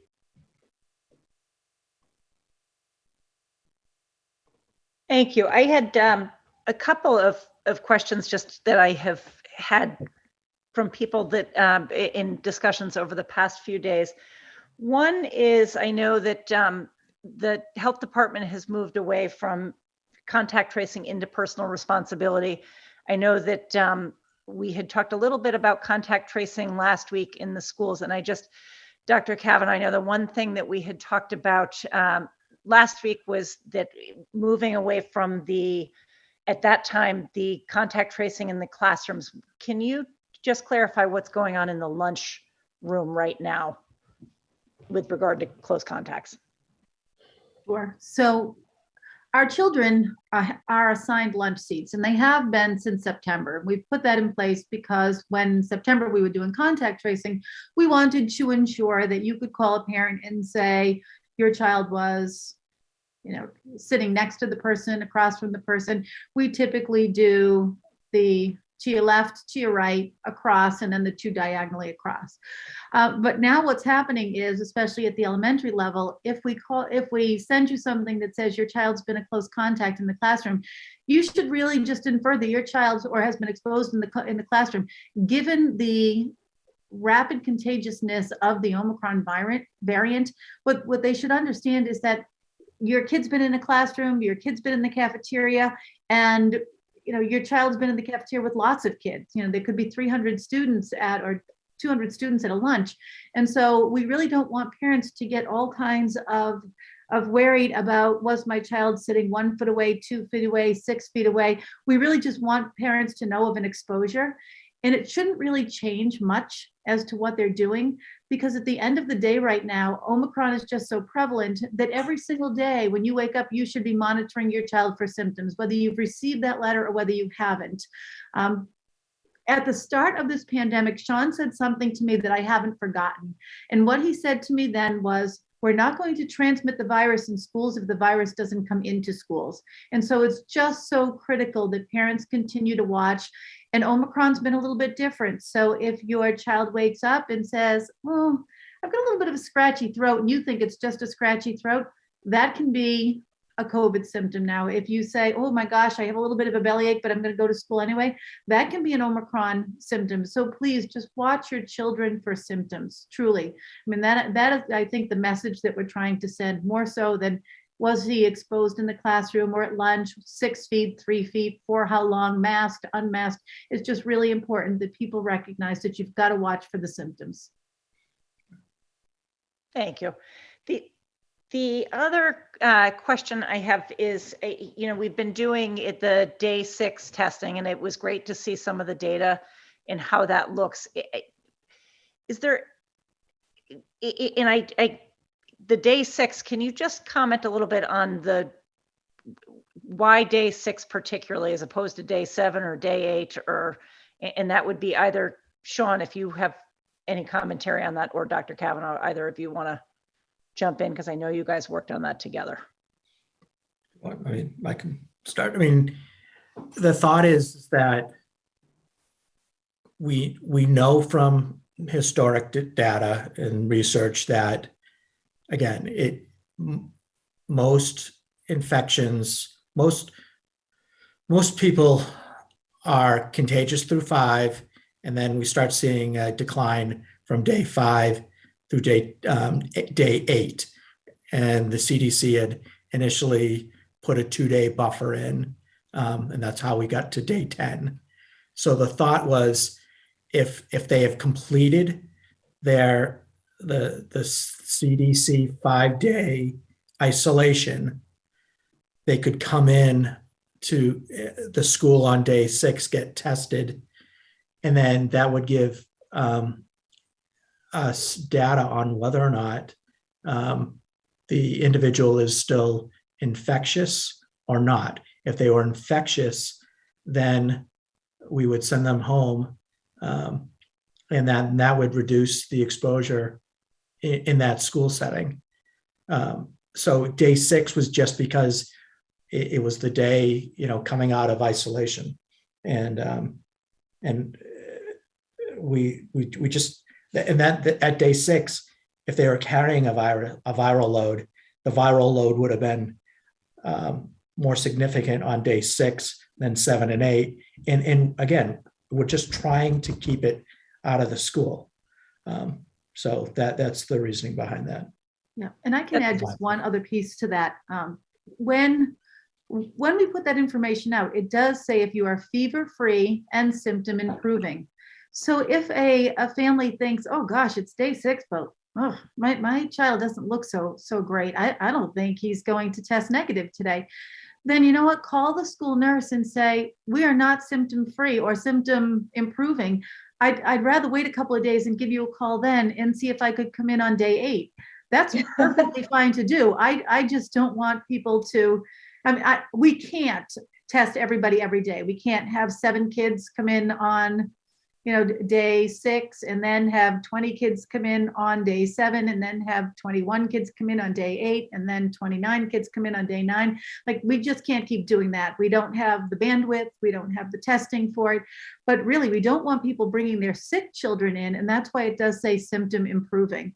When you get to a place where you think, and this, it's all kind of guesswork as well. I don't want you to think that a child who's walking around looking pretty good couldn't still be shedding the virus. They certainly could. I mean, the virus manifests differently in different bodies, but I think what we're seeing is that a lot of people who have their kids sent home on day 6, they are really people who, if they had waited to day 8, maybe would not have had that happen. Not every case, but some. Great. Thank you very much. I appreciate that. From both you and Sean.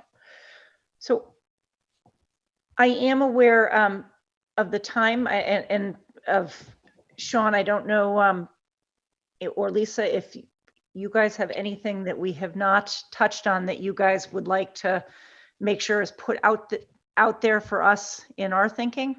I have only one other. And then there's members of the public possibly too, right? So they actually, the members of the public will have an opportunity to speak during public comment. This is not a public hearing, so it's not the same back and forth as we had during the budget. So, sorry, go ahead, Lisa. So I have only one more thing. First of all, to thank you all for inviting us to have this joint meeting. I think it's really helpful. I would like to suggest that we consider doing it again, particularly as the pandemic goes along. And the second thing is what I'd like to also suggest is, I know that everybody is eager for data, and I'm going to be a little protective of Sean and Sean's time. So if you need data from the Board of Health, Nancy and I discussed this before the meeting, but I think that the request should either come through Carol, Dr. Kavanaugh, to Sean as Superintendent Health Director, or if you don't want to go that route, through your chair, Nancy Kavanaugh, or me, the Board of Health Chair, and that we not have individual members on either side asking for data. There's just so much going on in the health department right now. So I would like to make that suggestion as well. Thank you. So is there more from the school committee or from the Board of Health? And then if not, if we want to move on with the rest, we do have some more on our agenda this evening. So I don't have any more. I want to thank you all for coming. I know your jobs right now are really overwhelming, and I know you have a lot to do. I really, really appreciate you coming to help us inform our decisions, inform how we're thinking about the current state of things. And I too hope we do it again. So thank you. Okay, thank you. I want to also echo that. Thank you all. Nancy, it's tough on the questions we may have with open meeting law, and maybe we could get some advice on how to do that, because unless we have a meeting, it's not, I don't think, allowed for me to deliberate and send questions through you to the Board of Health.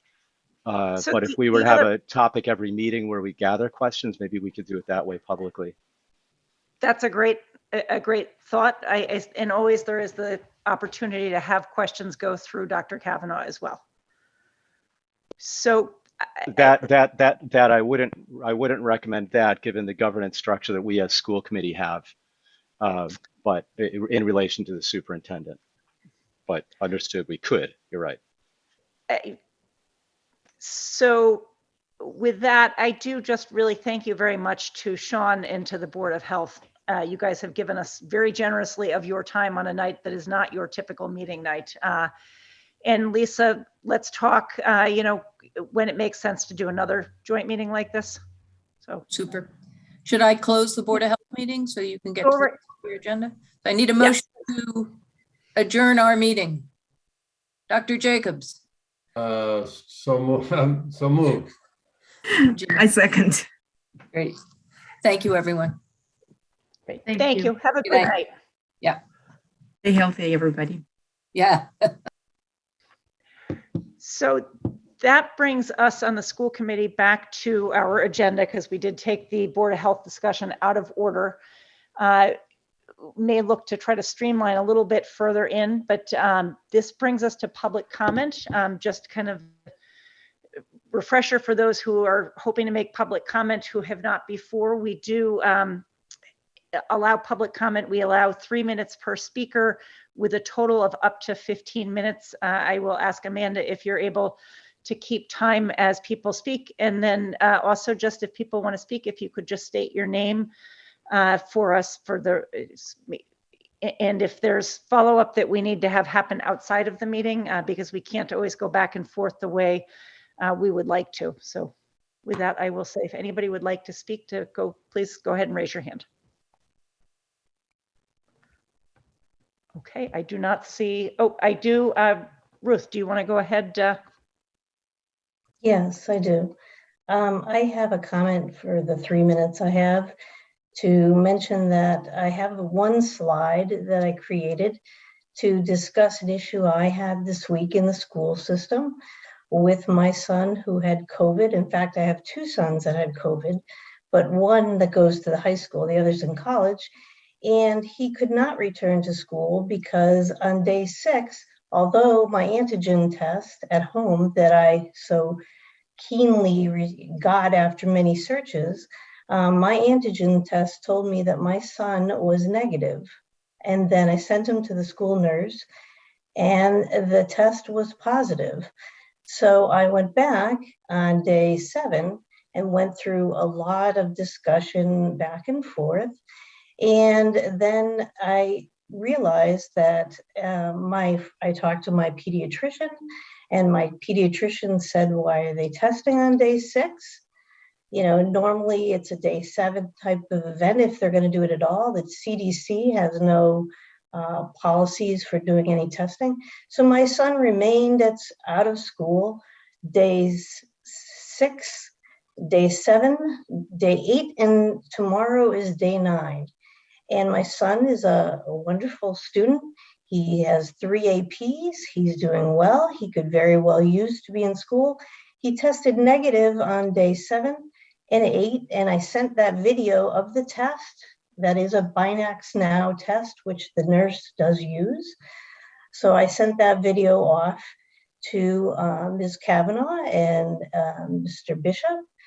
And again, the problem here is this day 6 only problem.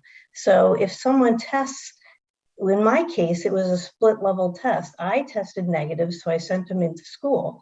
And I follow the policy. My son was tested on a PCR test. He was also tested on a molecular test and 3 other days prior because he had a New Year's Eve event with 4 friends that all tested positive. So I was responsible. I tested him every day. But yet he then tested positive, and then my son was excluded from school because we have a day 6 testing policy only. So I don't feel that it's fair. I think the policy needs to be revisited. I have a slide deck I sent to both Sean McAuliffe and to Nancy Kavanaugh. Thank you. We've been in a meeting since 6 o'clock. I don't know what time you sent the slide deck. I will certainly take a look for that and share that with the school committee as well. But I have not had the opportunity to see that. I understand. I just think it's really important that either we remove that day 6 or we create a day 7, or maybe we create a day 6 and 8, testing something, because if a kid doesn't test negative on day 6, they're missing like almost 4 days of school. That doesn't make any sense. And this is exclusion from the kids who have COVID only. There are tons of kids that are going into school who have COVID, who haven't even, they refuse to, they're not even getting tested. I was doing everything possible to try to prevent it from anybody else being tested. And I'm being punished. My son was. So that's how I feel about it. And I think a lot of parents who are trying to follow the rules also feel that way. Thank you. Mm-hmm. I'm looking to try to see if it looks like Chris Hagberg, looks like I see a hand up there from you. Do you want to go ahead and unmute and...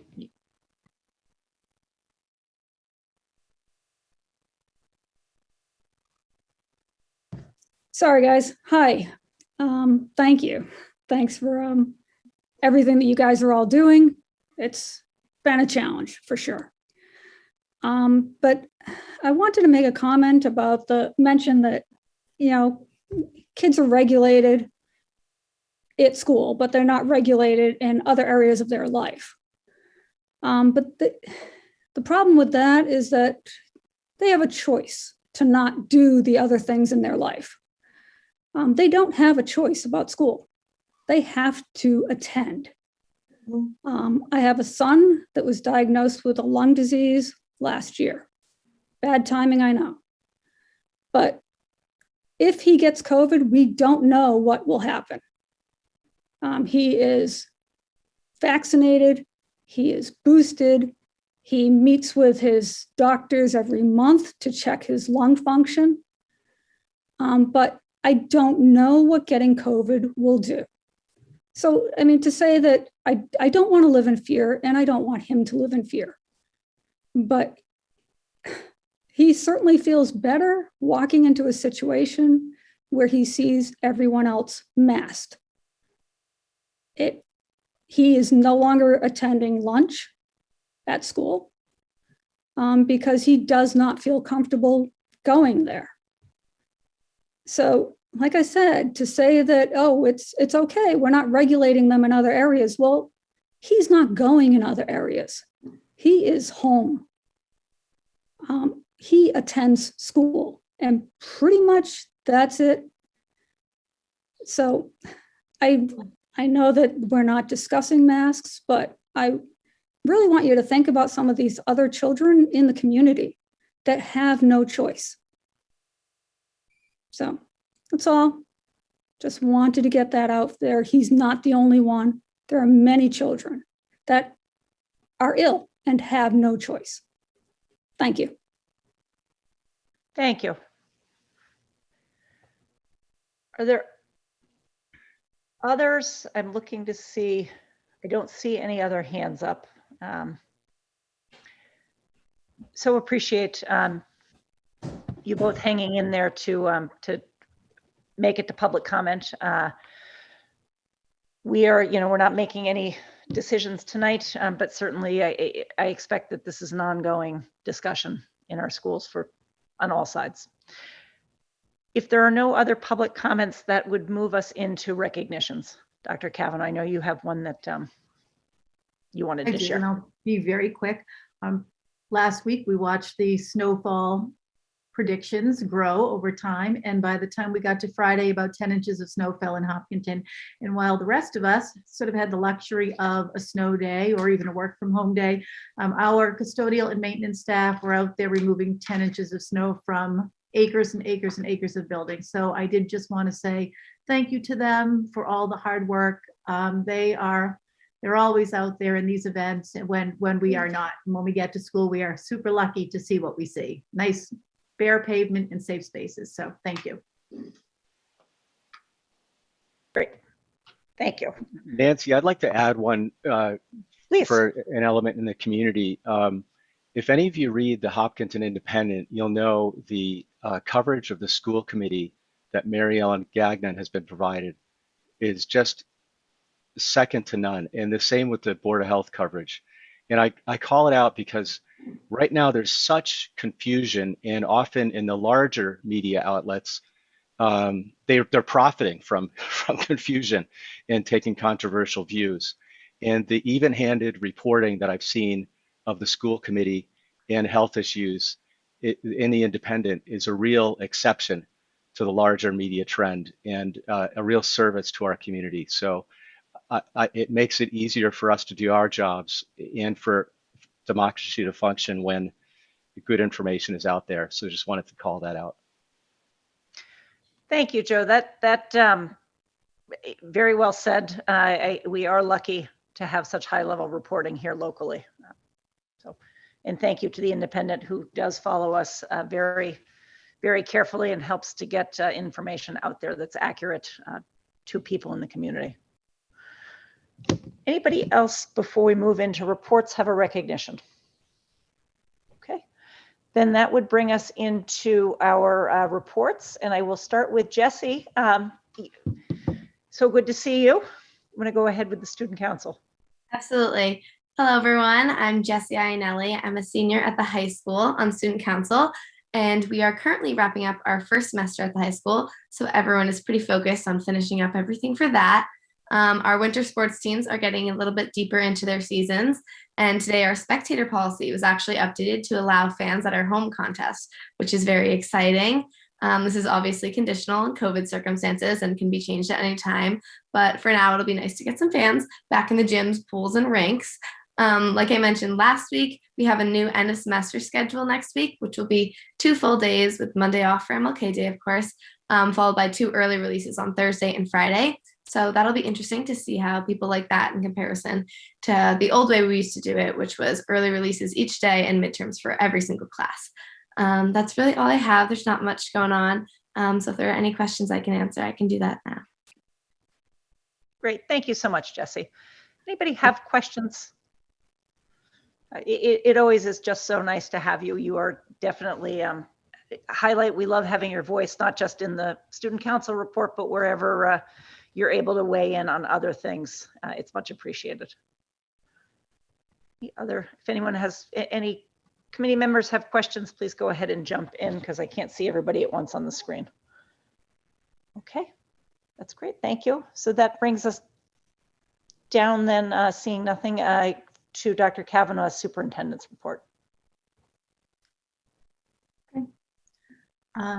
I think that my superintendent's report will be very quick because I think Sean and I were probably duplicating some efforts in our information tonight. So I think that this might go pretty quick.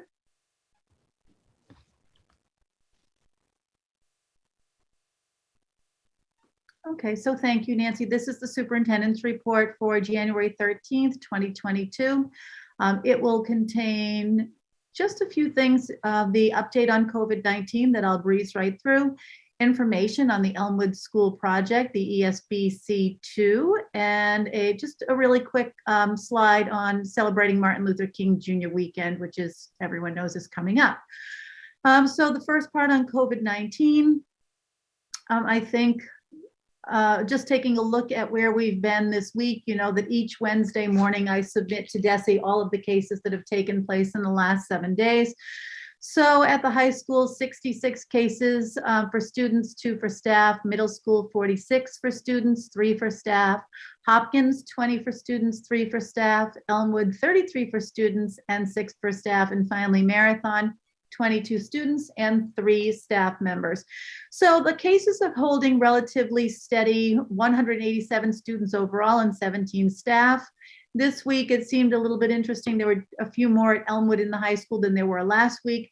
But as we heard tonight, working with our partners in the Board of Health and Mr. McAuliffe, predictions are that this surge is going to be waning by the end of January. It will be really nice to see Omicron go. One of the things in Sean's slides that I thought was interesting, if you take a look at the 1223-215 numbers, if you look at all of these school districts, regardless of whether they were off-ramping or not off-ramping, Hopkinton is the second highest number of students reported with individual positive cases, right after Franklin. And then if we look at this slide, you can see that our kids, and we've done this many, many times, are vaccinated at super high levels. And so we've got, you know, that very high COVID count, and we also have maybe the highest vaccination rates among all of these districts. You know, I think that that points to the fact that, you know, breakthrough is very real. And, you know, I think it also points to the fact that the Omicron variant is just super contagious, which is what we're seeing among our kids right now. So when we get to this next slide, and admittedly, Sean had this week's and I have last week's. So if we look at the 16 to 19-year-olds, I think Sean's was up in the 400s already and had already gotten, right here, this is at about 33%, about a third of the 16 to 19-year-olds have boosters. But I was really happy to see on Sean's slide that it was moving into the 40%. So that means that our 16 to 19-year-olds are getting boosted, and that's great because this comes right from the CDC website, that studies show that after getting vaccinated against COVID-19, protection decreases over time and may also be decreased due to changes in circulating variants. And I think that's sort of what we've seen with Omicron. The recent emergence of the Omicron variant further increases the importance of vaccination and boosters to protect against COVID-19. In November, those who were unvaccinated were more than 3 times more likely to test positive for infection compared to those who were vaccinated, and more than 9 times likely compared to those who were boosted. So just a little plug for boosting, and you know, just some numbers, I guess, that further illustrate what we're seeing with Omicron. Sean also shared these. These are kept by the school nurses. His numbers might have been just a little bit different because I think that he was using only students and I was using students and staff. But on the CDC website, they're very clear. And I think that what they did was they reviewed about 117 different studies. And they said that by the time you do get to day 6, which, you know, may be something we want to rethink, about 30% of people are still going to be testing positive on rapid antigen tests. So if we eliminate Monday, January 10th, which had, you know, just a real bulk of people coming back into the schools, and maybe we had some counting issues with the date of onset or symptom onset or the day of your positive test, it was a little bit high here at 44%. But now you can see what's happened over the week, and you can see that we're at 33, 36, 30. So what's going on is exactly what the CDC would have predicted. Now, they had 117 studies. I've got 27 students and staff, but the numbers, interestingly, you know, I wouldn't want you to think that I think that this is sound science, but the numbers are playing out just as the CDC predicted that they would. As Sean said, the average period of infectiousness and risk transmission is between 2 to 3 days before and 8 days after symptom onset. So there really might be some thinking to be done about day 8, you know, and that can go either way. This just came out of the New York Times this morning, and it's really just a wastewater piece and indicating that the indicator of COVID in the wastewater has plunged about 40%. So that's really good news. And I liked the highlighted yellow section. It would mean that tens of millions of Americans had built up an additional immunity as a result of the Omicron infection. It would mean that the country would have taken a big step forward toward a future in which COVID is an endemic disease like the flu rather than a pandemic that dominates life. So I like to be a little bit optimistic moving out of the COVID discussion. Moving into the Elmwood project, the Elementary School Building Committee 2. On Monday evening of this week, the ESBC 2 voted unanimously to hand over the request for services for an OPM to the MSBA. So that is gone and it's there with them now.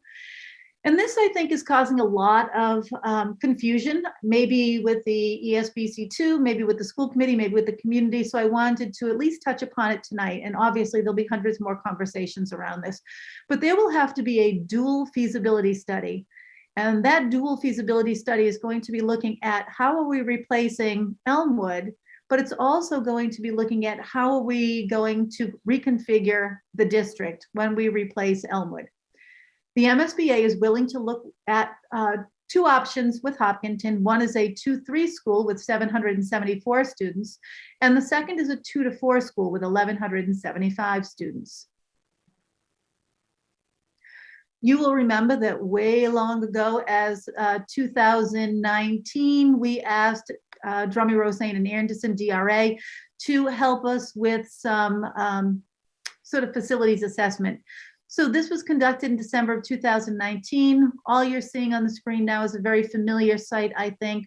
Elmwood was built in '65. It had a 10 classroom and gymnasium addition in 1989. In 2001, 2 modular classrooms were added. In 2020, as you all know, 4 modular classrooms were added. And these classrooms that exist at Elmwood, although they're not concentrated in a particular area, they're spread out all over the place, they are green. So according to this legend, those classroom sizes physically are good. But what we also see here are some of the more difficult, I think, things to change, especially in an old building where the systems may also be old. Very small cafeteria size for the number of students, small media center, small offices. So those are some of the drawbacks to our current Elmwood. If we take a look at where we are right now, and I think people are confused about this. So we're trying to secure an owner's project manager, and that person will, or that company will eventually come in and help us to start securing a designer for a new building. Once we have an OPM and a designer, we're going to start to begin that feasibility work, and that will also be something that the designer helps us with. So now here's why we say it's a dual project. The Elmwood replacement really has 2 choices, as I've indicated, a 2-3 school or a 2-4 school. And the feasibility study for this project, the funding for it, will be supported by MSBA reimbursement. So when we have our designer and we start working on this, and when we talk about Elmwood replacement, we say, well, where would you put such a school? Would you want it to be 2-3 or 2-4? What would parking look like programmatically? What are the advantages programmatically? What are the disadvantages? So you go through all of that based on the school you're replacing. But additionally, as a super quickly growing district, we also have to think about the impacts of the choice here on the rest of the district. So there'll be a second part of that feasibility study done concurrently, where we are going to have to consider the impact of the Elmwood School, the cost and the order of magnitude on the rest of the district. How will that impact Hopkins? How will that impact the middle school? How will that impact the high school? Do we need to reconfigure those buildings? Do we need to make additions to some of those physical additions? So are there other construction projects we need to be thinking about concurrently? The payment for this, how are we going to pay for this feasibility study? That will have to come out of district money, or town money. So while this will get some reimbursement, this will not. MSBA has signed on to this with us. They have not signed on to this with us, but they know that it's a byproduct of the work that we're doing. So I hope that that's helpful to people who are struggling a little bit with what does the feasibility process look like. All right, just a happy MLK Day and weekend. I was very excited to visit the Marathon School on Wednesday of this week. And you go into their library and there are all the Martin Luther King Jr. texts available for kids. But around that, you're also seeing that the Chinese New Year books are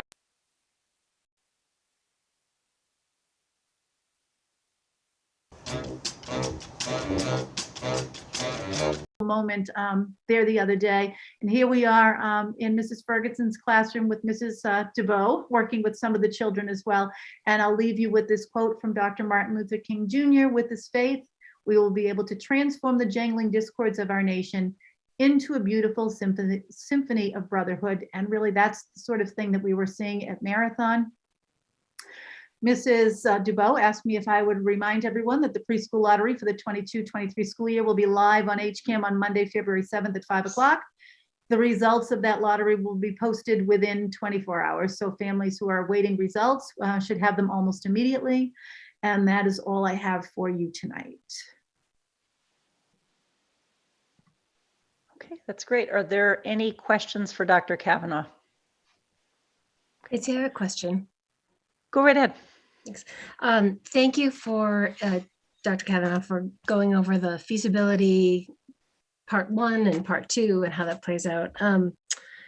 At some point down the road, I'd love to hear what happened to the 2 to 5 option, but I mean, looking at the options, I think it's another discussion, but I think where my own confusion has come on the feasibility project that is sort of outside of Elmwood, looking at the other campus buildings, was originally coming out of the study that you showed prior to our entry into the Elmwood replacement. We were looking at enrollment growth driven impacts across the district. So I guess I just want to make sure that, we are not just looking at the result of the Elmwood decision on other buildings, but also the result of growth itself on the high school. We know that the bubble is kind of moving its way up the grades, and we know that it's going to hit Hopkins more, and then the middle school, and then the high school. So I think originally we were certainly looking at Elmwood, but we were also looking at optimal use of all of our facilities for our programming and to accommodate our students. So I just want to make sure that those pieces are all built in. Yes, that's absolutely true. And that's really why we engage in that sort of wide scale feasibility, because whether we build a 2-3 or a 2-4, you're still going to need additional space in all of our buildings, I think. I mean, we're obviously putting an addition on Marathon right now, but as we look at those numbers going forward, if right now Hopkins can hold 600 students, the likelihood is that they'll be up to close to 800 students by the time we reach 2031, 2032. So we do have to think about that as well within the context of what's great for students in programming. So yes, that's all part of it. Yeah, I know that so much of our red also is like sort of common, not classroom spaces. We have classroom issues, but then we have cafeteria issues and et cetera. So, and so just at some point, will you explain to the committee how that, I mean, how some representative from our committee participates in that feasibility, or how the community, what shape that takes? Is it all the same project manager, or is it two separate projects that are aligned? We anticipate that we will have one person working on both of those feasibility studies concurrently. It's really just, I mean, in a lot of ways, it's a question of funding. How is it paid for? You know, that you're going to get two bills, but one will cover the Elmwood feasibility, and then the rest of it will look at the rest of the district pre-K to 12. How are we moving students around if we need to? How much square footage do we need? You know, one of the things that we've talked about is if you had an additional 200 kids, say, for example, at the Hopkins school, say it became a 5-6 school, and with those 200 kids, you needed an additional 8 classrooms from where you are today. You've got 4 excellent classrooms right now attached to the Elmwood school that could move to the Hopkins school, and then you would have 4 additional classrooms that you would need to build there. So that's when you get to the place of what is the cost of that? And are those, when you open your 2, 3, 4 school, do you anticipate being able to open a 5-6 school at the same time so that you're meeting all of those needs, right? That's the important work, is to kind of get the rhythm of it all down so that logistically you're keeping pace with the enrollment growth as well as the construction needs. Yeah, that makes perfect sense. And I know, just final comment, Nancy, the ESBC 2 project is very regimented according to the process, the deadlines, then there's a mechanism that MSBA uses to do that work. I'm assuming that we can fit the other campus planning that will be resulting from the Elmwood replacement into the same timetable, but if not, I'm hoping that we can adjust that piece to whatever timetable we need to be thorough on the other stuff if necessary. Yes. And Mrs. Rothernick, I don't know if you have anything you would like to add to this, because you've been really involved in all of these pieces as well, and have great vision. No, I think Dr. Kavanaugh, you did explain it very well. When we get into the 10-year capital plan, I can show you a little bit about what the thoughts are, just kind of following on what this feasibility study would look like. But in essence, we did this, and you know, Dr. Kavanaugh showed a little bit, you know, more around the specific classroom configuration with Elmwood, but for each of the schools, it was very well laid out, the report from DRA, and these numbers are just made up. But for instance, the high school needed 10 regular classrooms, 4 small classrooms, you know, and it had a full list. But that study was done in 2019. We have new updated enrollment, and looking at all the different configurations. If we do a 2-3, then what happens? If we do a 2-4, then what happens? So we'll be able to update and look at all that information. But in addition to that, we'll get that order of magnitude of what each of those options would be. And, you know, the hope would be, Amanda, that we would have that order of magnitude and be able to start really thinking of design engineering at the same time that we're doing the Elmwood project.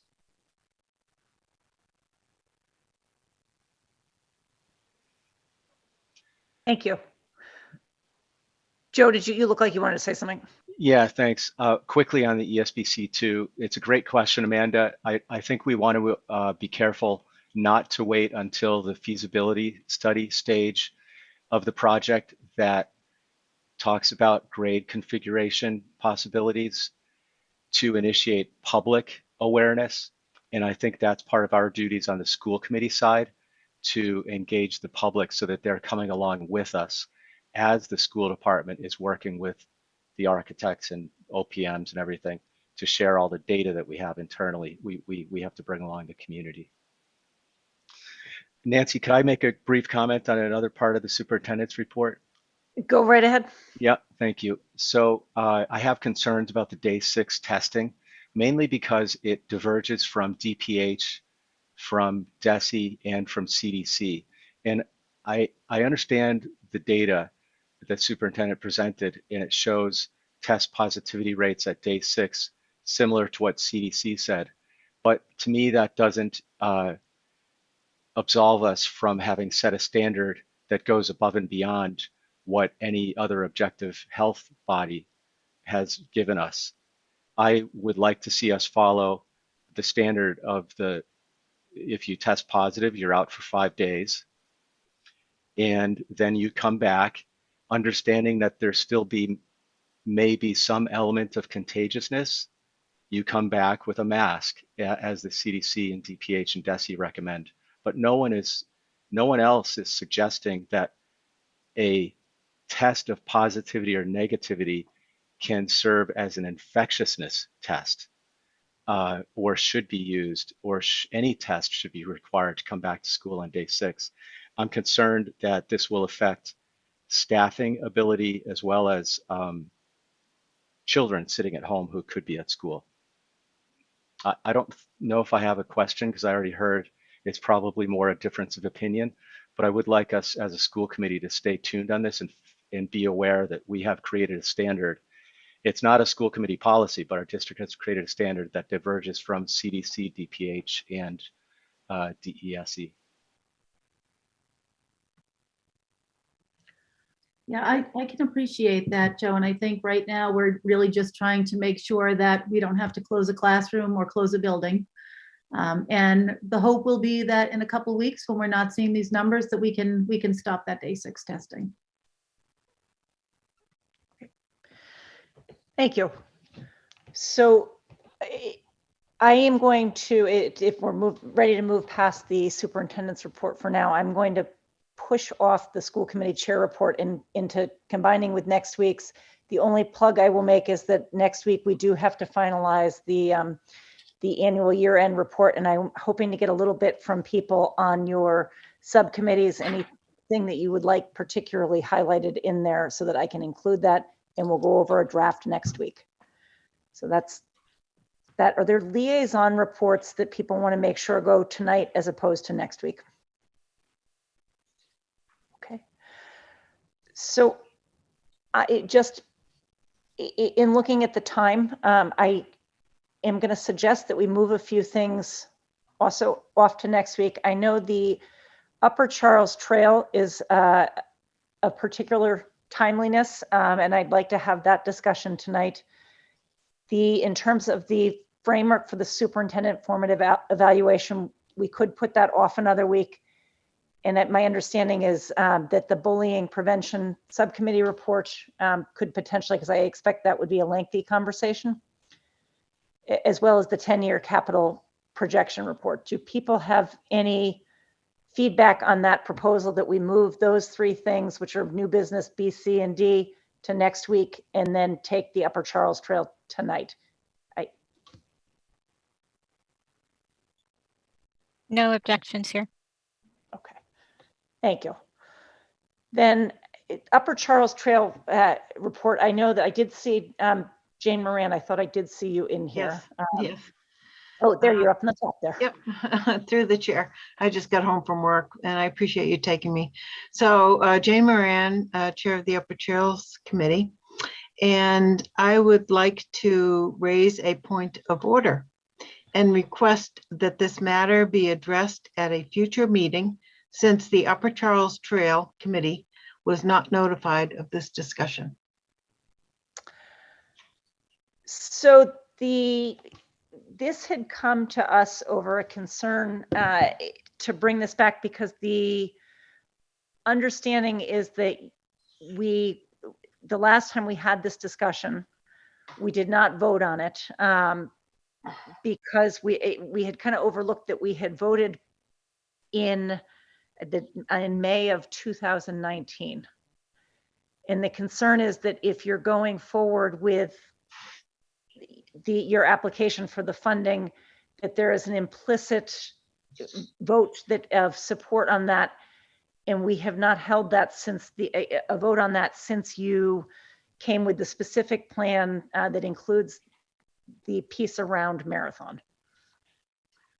True, but just to make it clear, we did not go before you this time for approval. So as just a point of order, just for clarification, we were not notified of this meeting. And perhaps we could get clarification of what your exact comments and thoughts are. And we would be glad to take those up and get back to you at a future time. So can I ask just a question? When is your application? Am I understanding that was coming up soon, that you are submitting the application? Yes, the application is going, but we do not need a vote of approval up or down from the school committee. It is not necessary. My understanding is there is a piece that asks about community support. Will your report indicate anything from the school committee from previous meetings?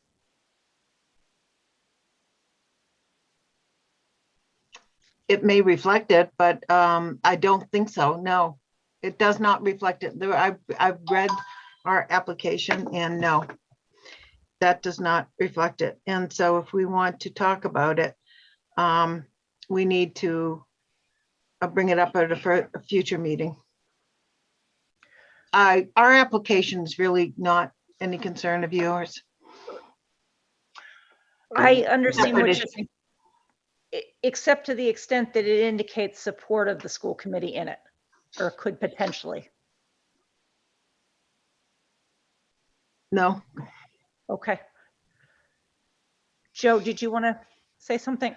Yeah, I think that I do have concerns about the CPC. I think this might have come up in last week when I gave a series of liaison reports, including CPC report. The CPC voted to move this project forward, and we had, as a committee, met and expressed several concerns, but not voted those in a way that that information would have gotten to the CPC. I think a vote would clarify our position at this time, and certainly any vote related to trails near a school a few years ago might play out differently today. I reiterate that this was not, we were not notified. It's a point of order, and we were not notified of this discussion. And if you want to discuss it further, I think you need to bring it up and notify us, and we will come back at a further time. Well, with all due respect, through the chair, Nancy,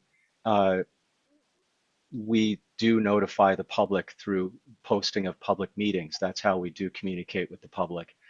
For example, we weren't notified by Jane of when the CPC vote would happen. So I'll leave it to you to resolve whether you think it's a real issue or not.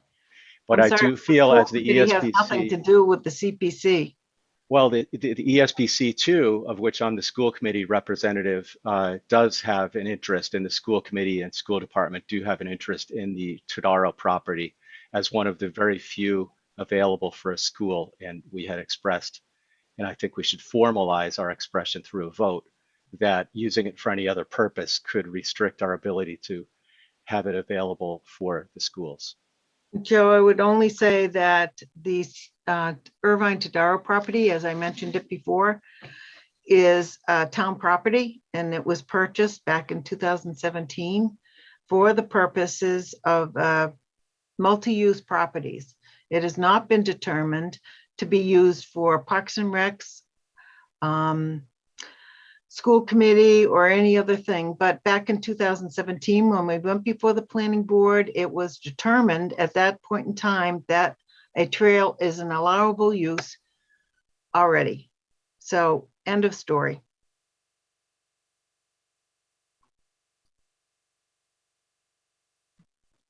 So are there other opinions on the committee as to if we would like to express by a vote whether or not we are supporting the project at this time? I would just go back to my fact that I request a point of order, that we have no discussion, that we were not notified, and that we will be glad to come back at a further point in time. So before I entertain any motion one way or the other from the school committee, if we push this till next week, will you have already submitted your proposal for the funding? And potentially thereby indicating support of the school committee? Well, let me say this about that. It is really nothing to do with the school committee. This is everything to do with the Upper Charles Trail Committee and a private and an application to the Mass Trails grant. It's really nothing to do with the school committee. It's nothing to do with the school committee. If our name is in it indicating community Your name support, is not in it. it does not in the report say at It any is point not in it at any point. No, that the school committee approves of that. not in this application. It is not in there. Have no fears. It is not in there. I don't know what else to tell you. Again, I'm concerned that it's not in there objecting. That's all. Do we have any opinion from Tim Person or the superintendent or the administration on this, Nancy? I would ask if Dr. Kavanaugh or if Mr. Person, if you would like to share anything at this time in terms of that. I'm happy to point out one thing, if I may, Nancy. The letter that we received from the Upper Charles Trail Committee back on the 9th of September, or at least that's when it was on our agenda. It does say that the Upper Charles Trail Committee were last in contact in 2020 when we sought your consent to apply for a state grant for pre-engineering work on the campus trail connector, which would provide a continuous trail through the high school complex from the center trail to the west side of Hayden Row. We were successful in securing that grant. So I understand that we, as a school committee, did in fact approve something. I have the minutes from the May meeting when we did that. And that was May 16th. And so we did support that unanimously. And so my only concern would be that if we were living with the notion that in the past, the school committee has supported this, and that got us through the first phase of this, the engineering phase, not the construction phase. Now we're moving on, and I don't know if in terms of optics in the eyes of the public, would they think that the schools were just condoning this because you once had, and now we're moving to the next phase where it feels that you don't? And personally, as a superintendent, given what Mr. Markey said about the Tadara property and the fact that we are running out of places where you could have town-owned open land to put a school, I would be concerned about that. Thank you. There again, I would say that we should move this on to a future meeting. No, thank you for that. Go ahead, Joe. I'd be okay seconding a motion if someone wants to make a motion, but I have my neck out on so many things. Amanda or someone else, if you feel strongly. Yeah, I would just say, I think we've been fortunate to be able to spend quite a bit of time with the Upper Charles Trail Committee. I cannot speak at this hour. And we've had a lot of discussion. We did raise a number of concerns at the last meeting, falling short of taking a vote, but we did express specifics on several different fronts that I think, and we had the exchange, the back and forth at that time. If we wanted to take a vote to codify what we've already talked about, I think that's appropriate. I don't think this topic, as far as I read it, was intended to continue more discussion. We had the discussion already, we just didn't take the vote. So I would be comfortable taking a vote. I would be too. Absolutely. Like you said, we had the discussion. We all agreed with the concerns. I don't think I ever heard a disagreement within the committee. So if we want to turn that into a clear vote, I have no issues with that either. So are we looking then, is somebody looking to make a motion to rescind the vote taken in May of 2019? Or is there a motion that somebody has to propose specific? Dr. Kavanaugh, can I ask a question about that? As I recall way back when, I thought that was the piece that had nothing to do with marathon when we voted that. I thought that was sort of across the back of the woods behind Hopkins and over to the center trail. Was that side of 85, but not the piece that would connect and ring around marathon. Is that wrong? Correct. That's correct. Yes. I still feel comfortable with the vote personally that we took with the information. What we were voting on at the time didn't involve the piece that raises the concerns today for me. I agree with you. If you look in your packet, there's a map there from May 16th, 2019. It's the third alternative, and that's the one that you voted on at the time. And you can see the red line about where that trail stops there. It does not go, across the Tadaro property, or it doesn't go down, along that side of the school. So I'm not sure that rescinding the 2019 vote is, because that work's already done. But you could certainly vote not to support the 2021 proposed trail. I would be willing to make that motion. I think it's in the packet. I'm terrible with motions, so I'm going to read it. Hang on. Hold on. I think the motion was to not support the 2021 proposed Upper Charles Trail plan to be constructed around the Marathon Elementary School. Second. So there is a motion by Amanda. There is a second by Meg. We will do a roll call vote since we are remote. So I will start with you, Leah. Aye. Joe? Aye. Meg? Aye. Amanda? Aye. And I am also an aye. And so that passes as stated. That brings us down to any future agenda items that have not already been out there. Okay. Then we can go into items by consensus. As superintendent, I recommend the school committee approve the items by consensus as outlined in your agenda. Oh, there are none. Exactly. Items by consensus. Miracle. That brings us then down to a motion, looking for a motion to adjourn. Motion. Okay, so a motion by Amanda. Is there a second? Second. Okay, a second by Leah there. We'll go ahead and do a roll call. Amanda? Aye.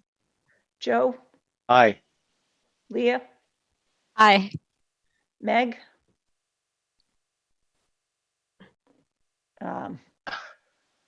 Oh, I see. Okay, sorry. I was not looking at you were on my second screen. And I am also an aye, and we are adjourned at 9:53. Thank you all for hanging in with some very important topics tonight. We will see everybody back next week, also a remote meeting. Thank you very much. Have a good night. Thanks, everybody. you. Good night. Bye.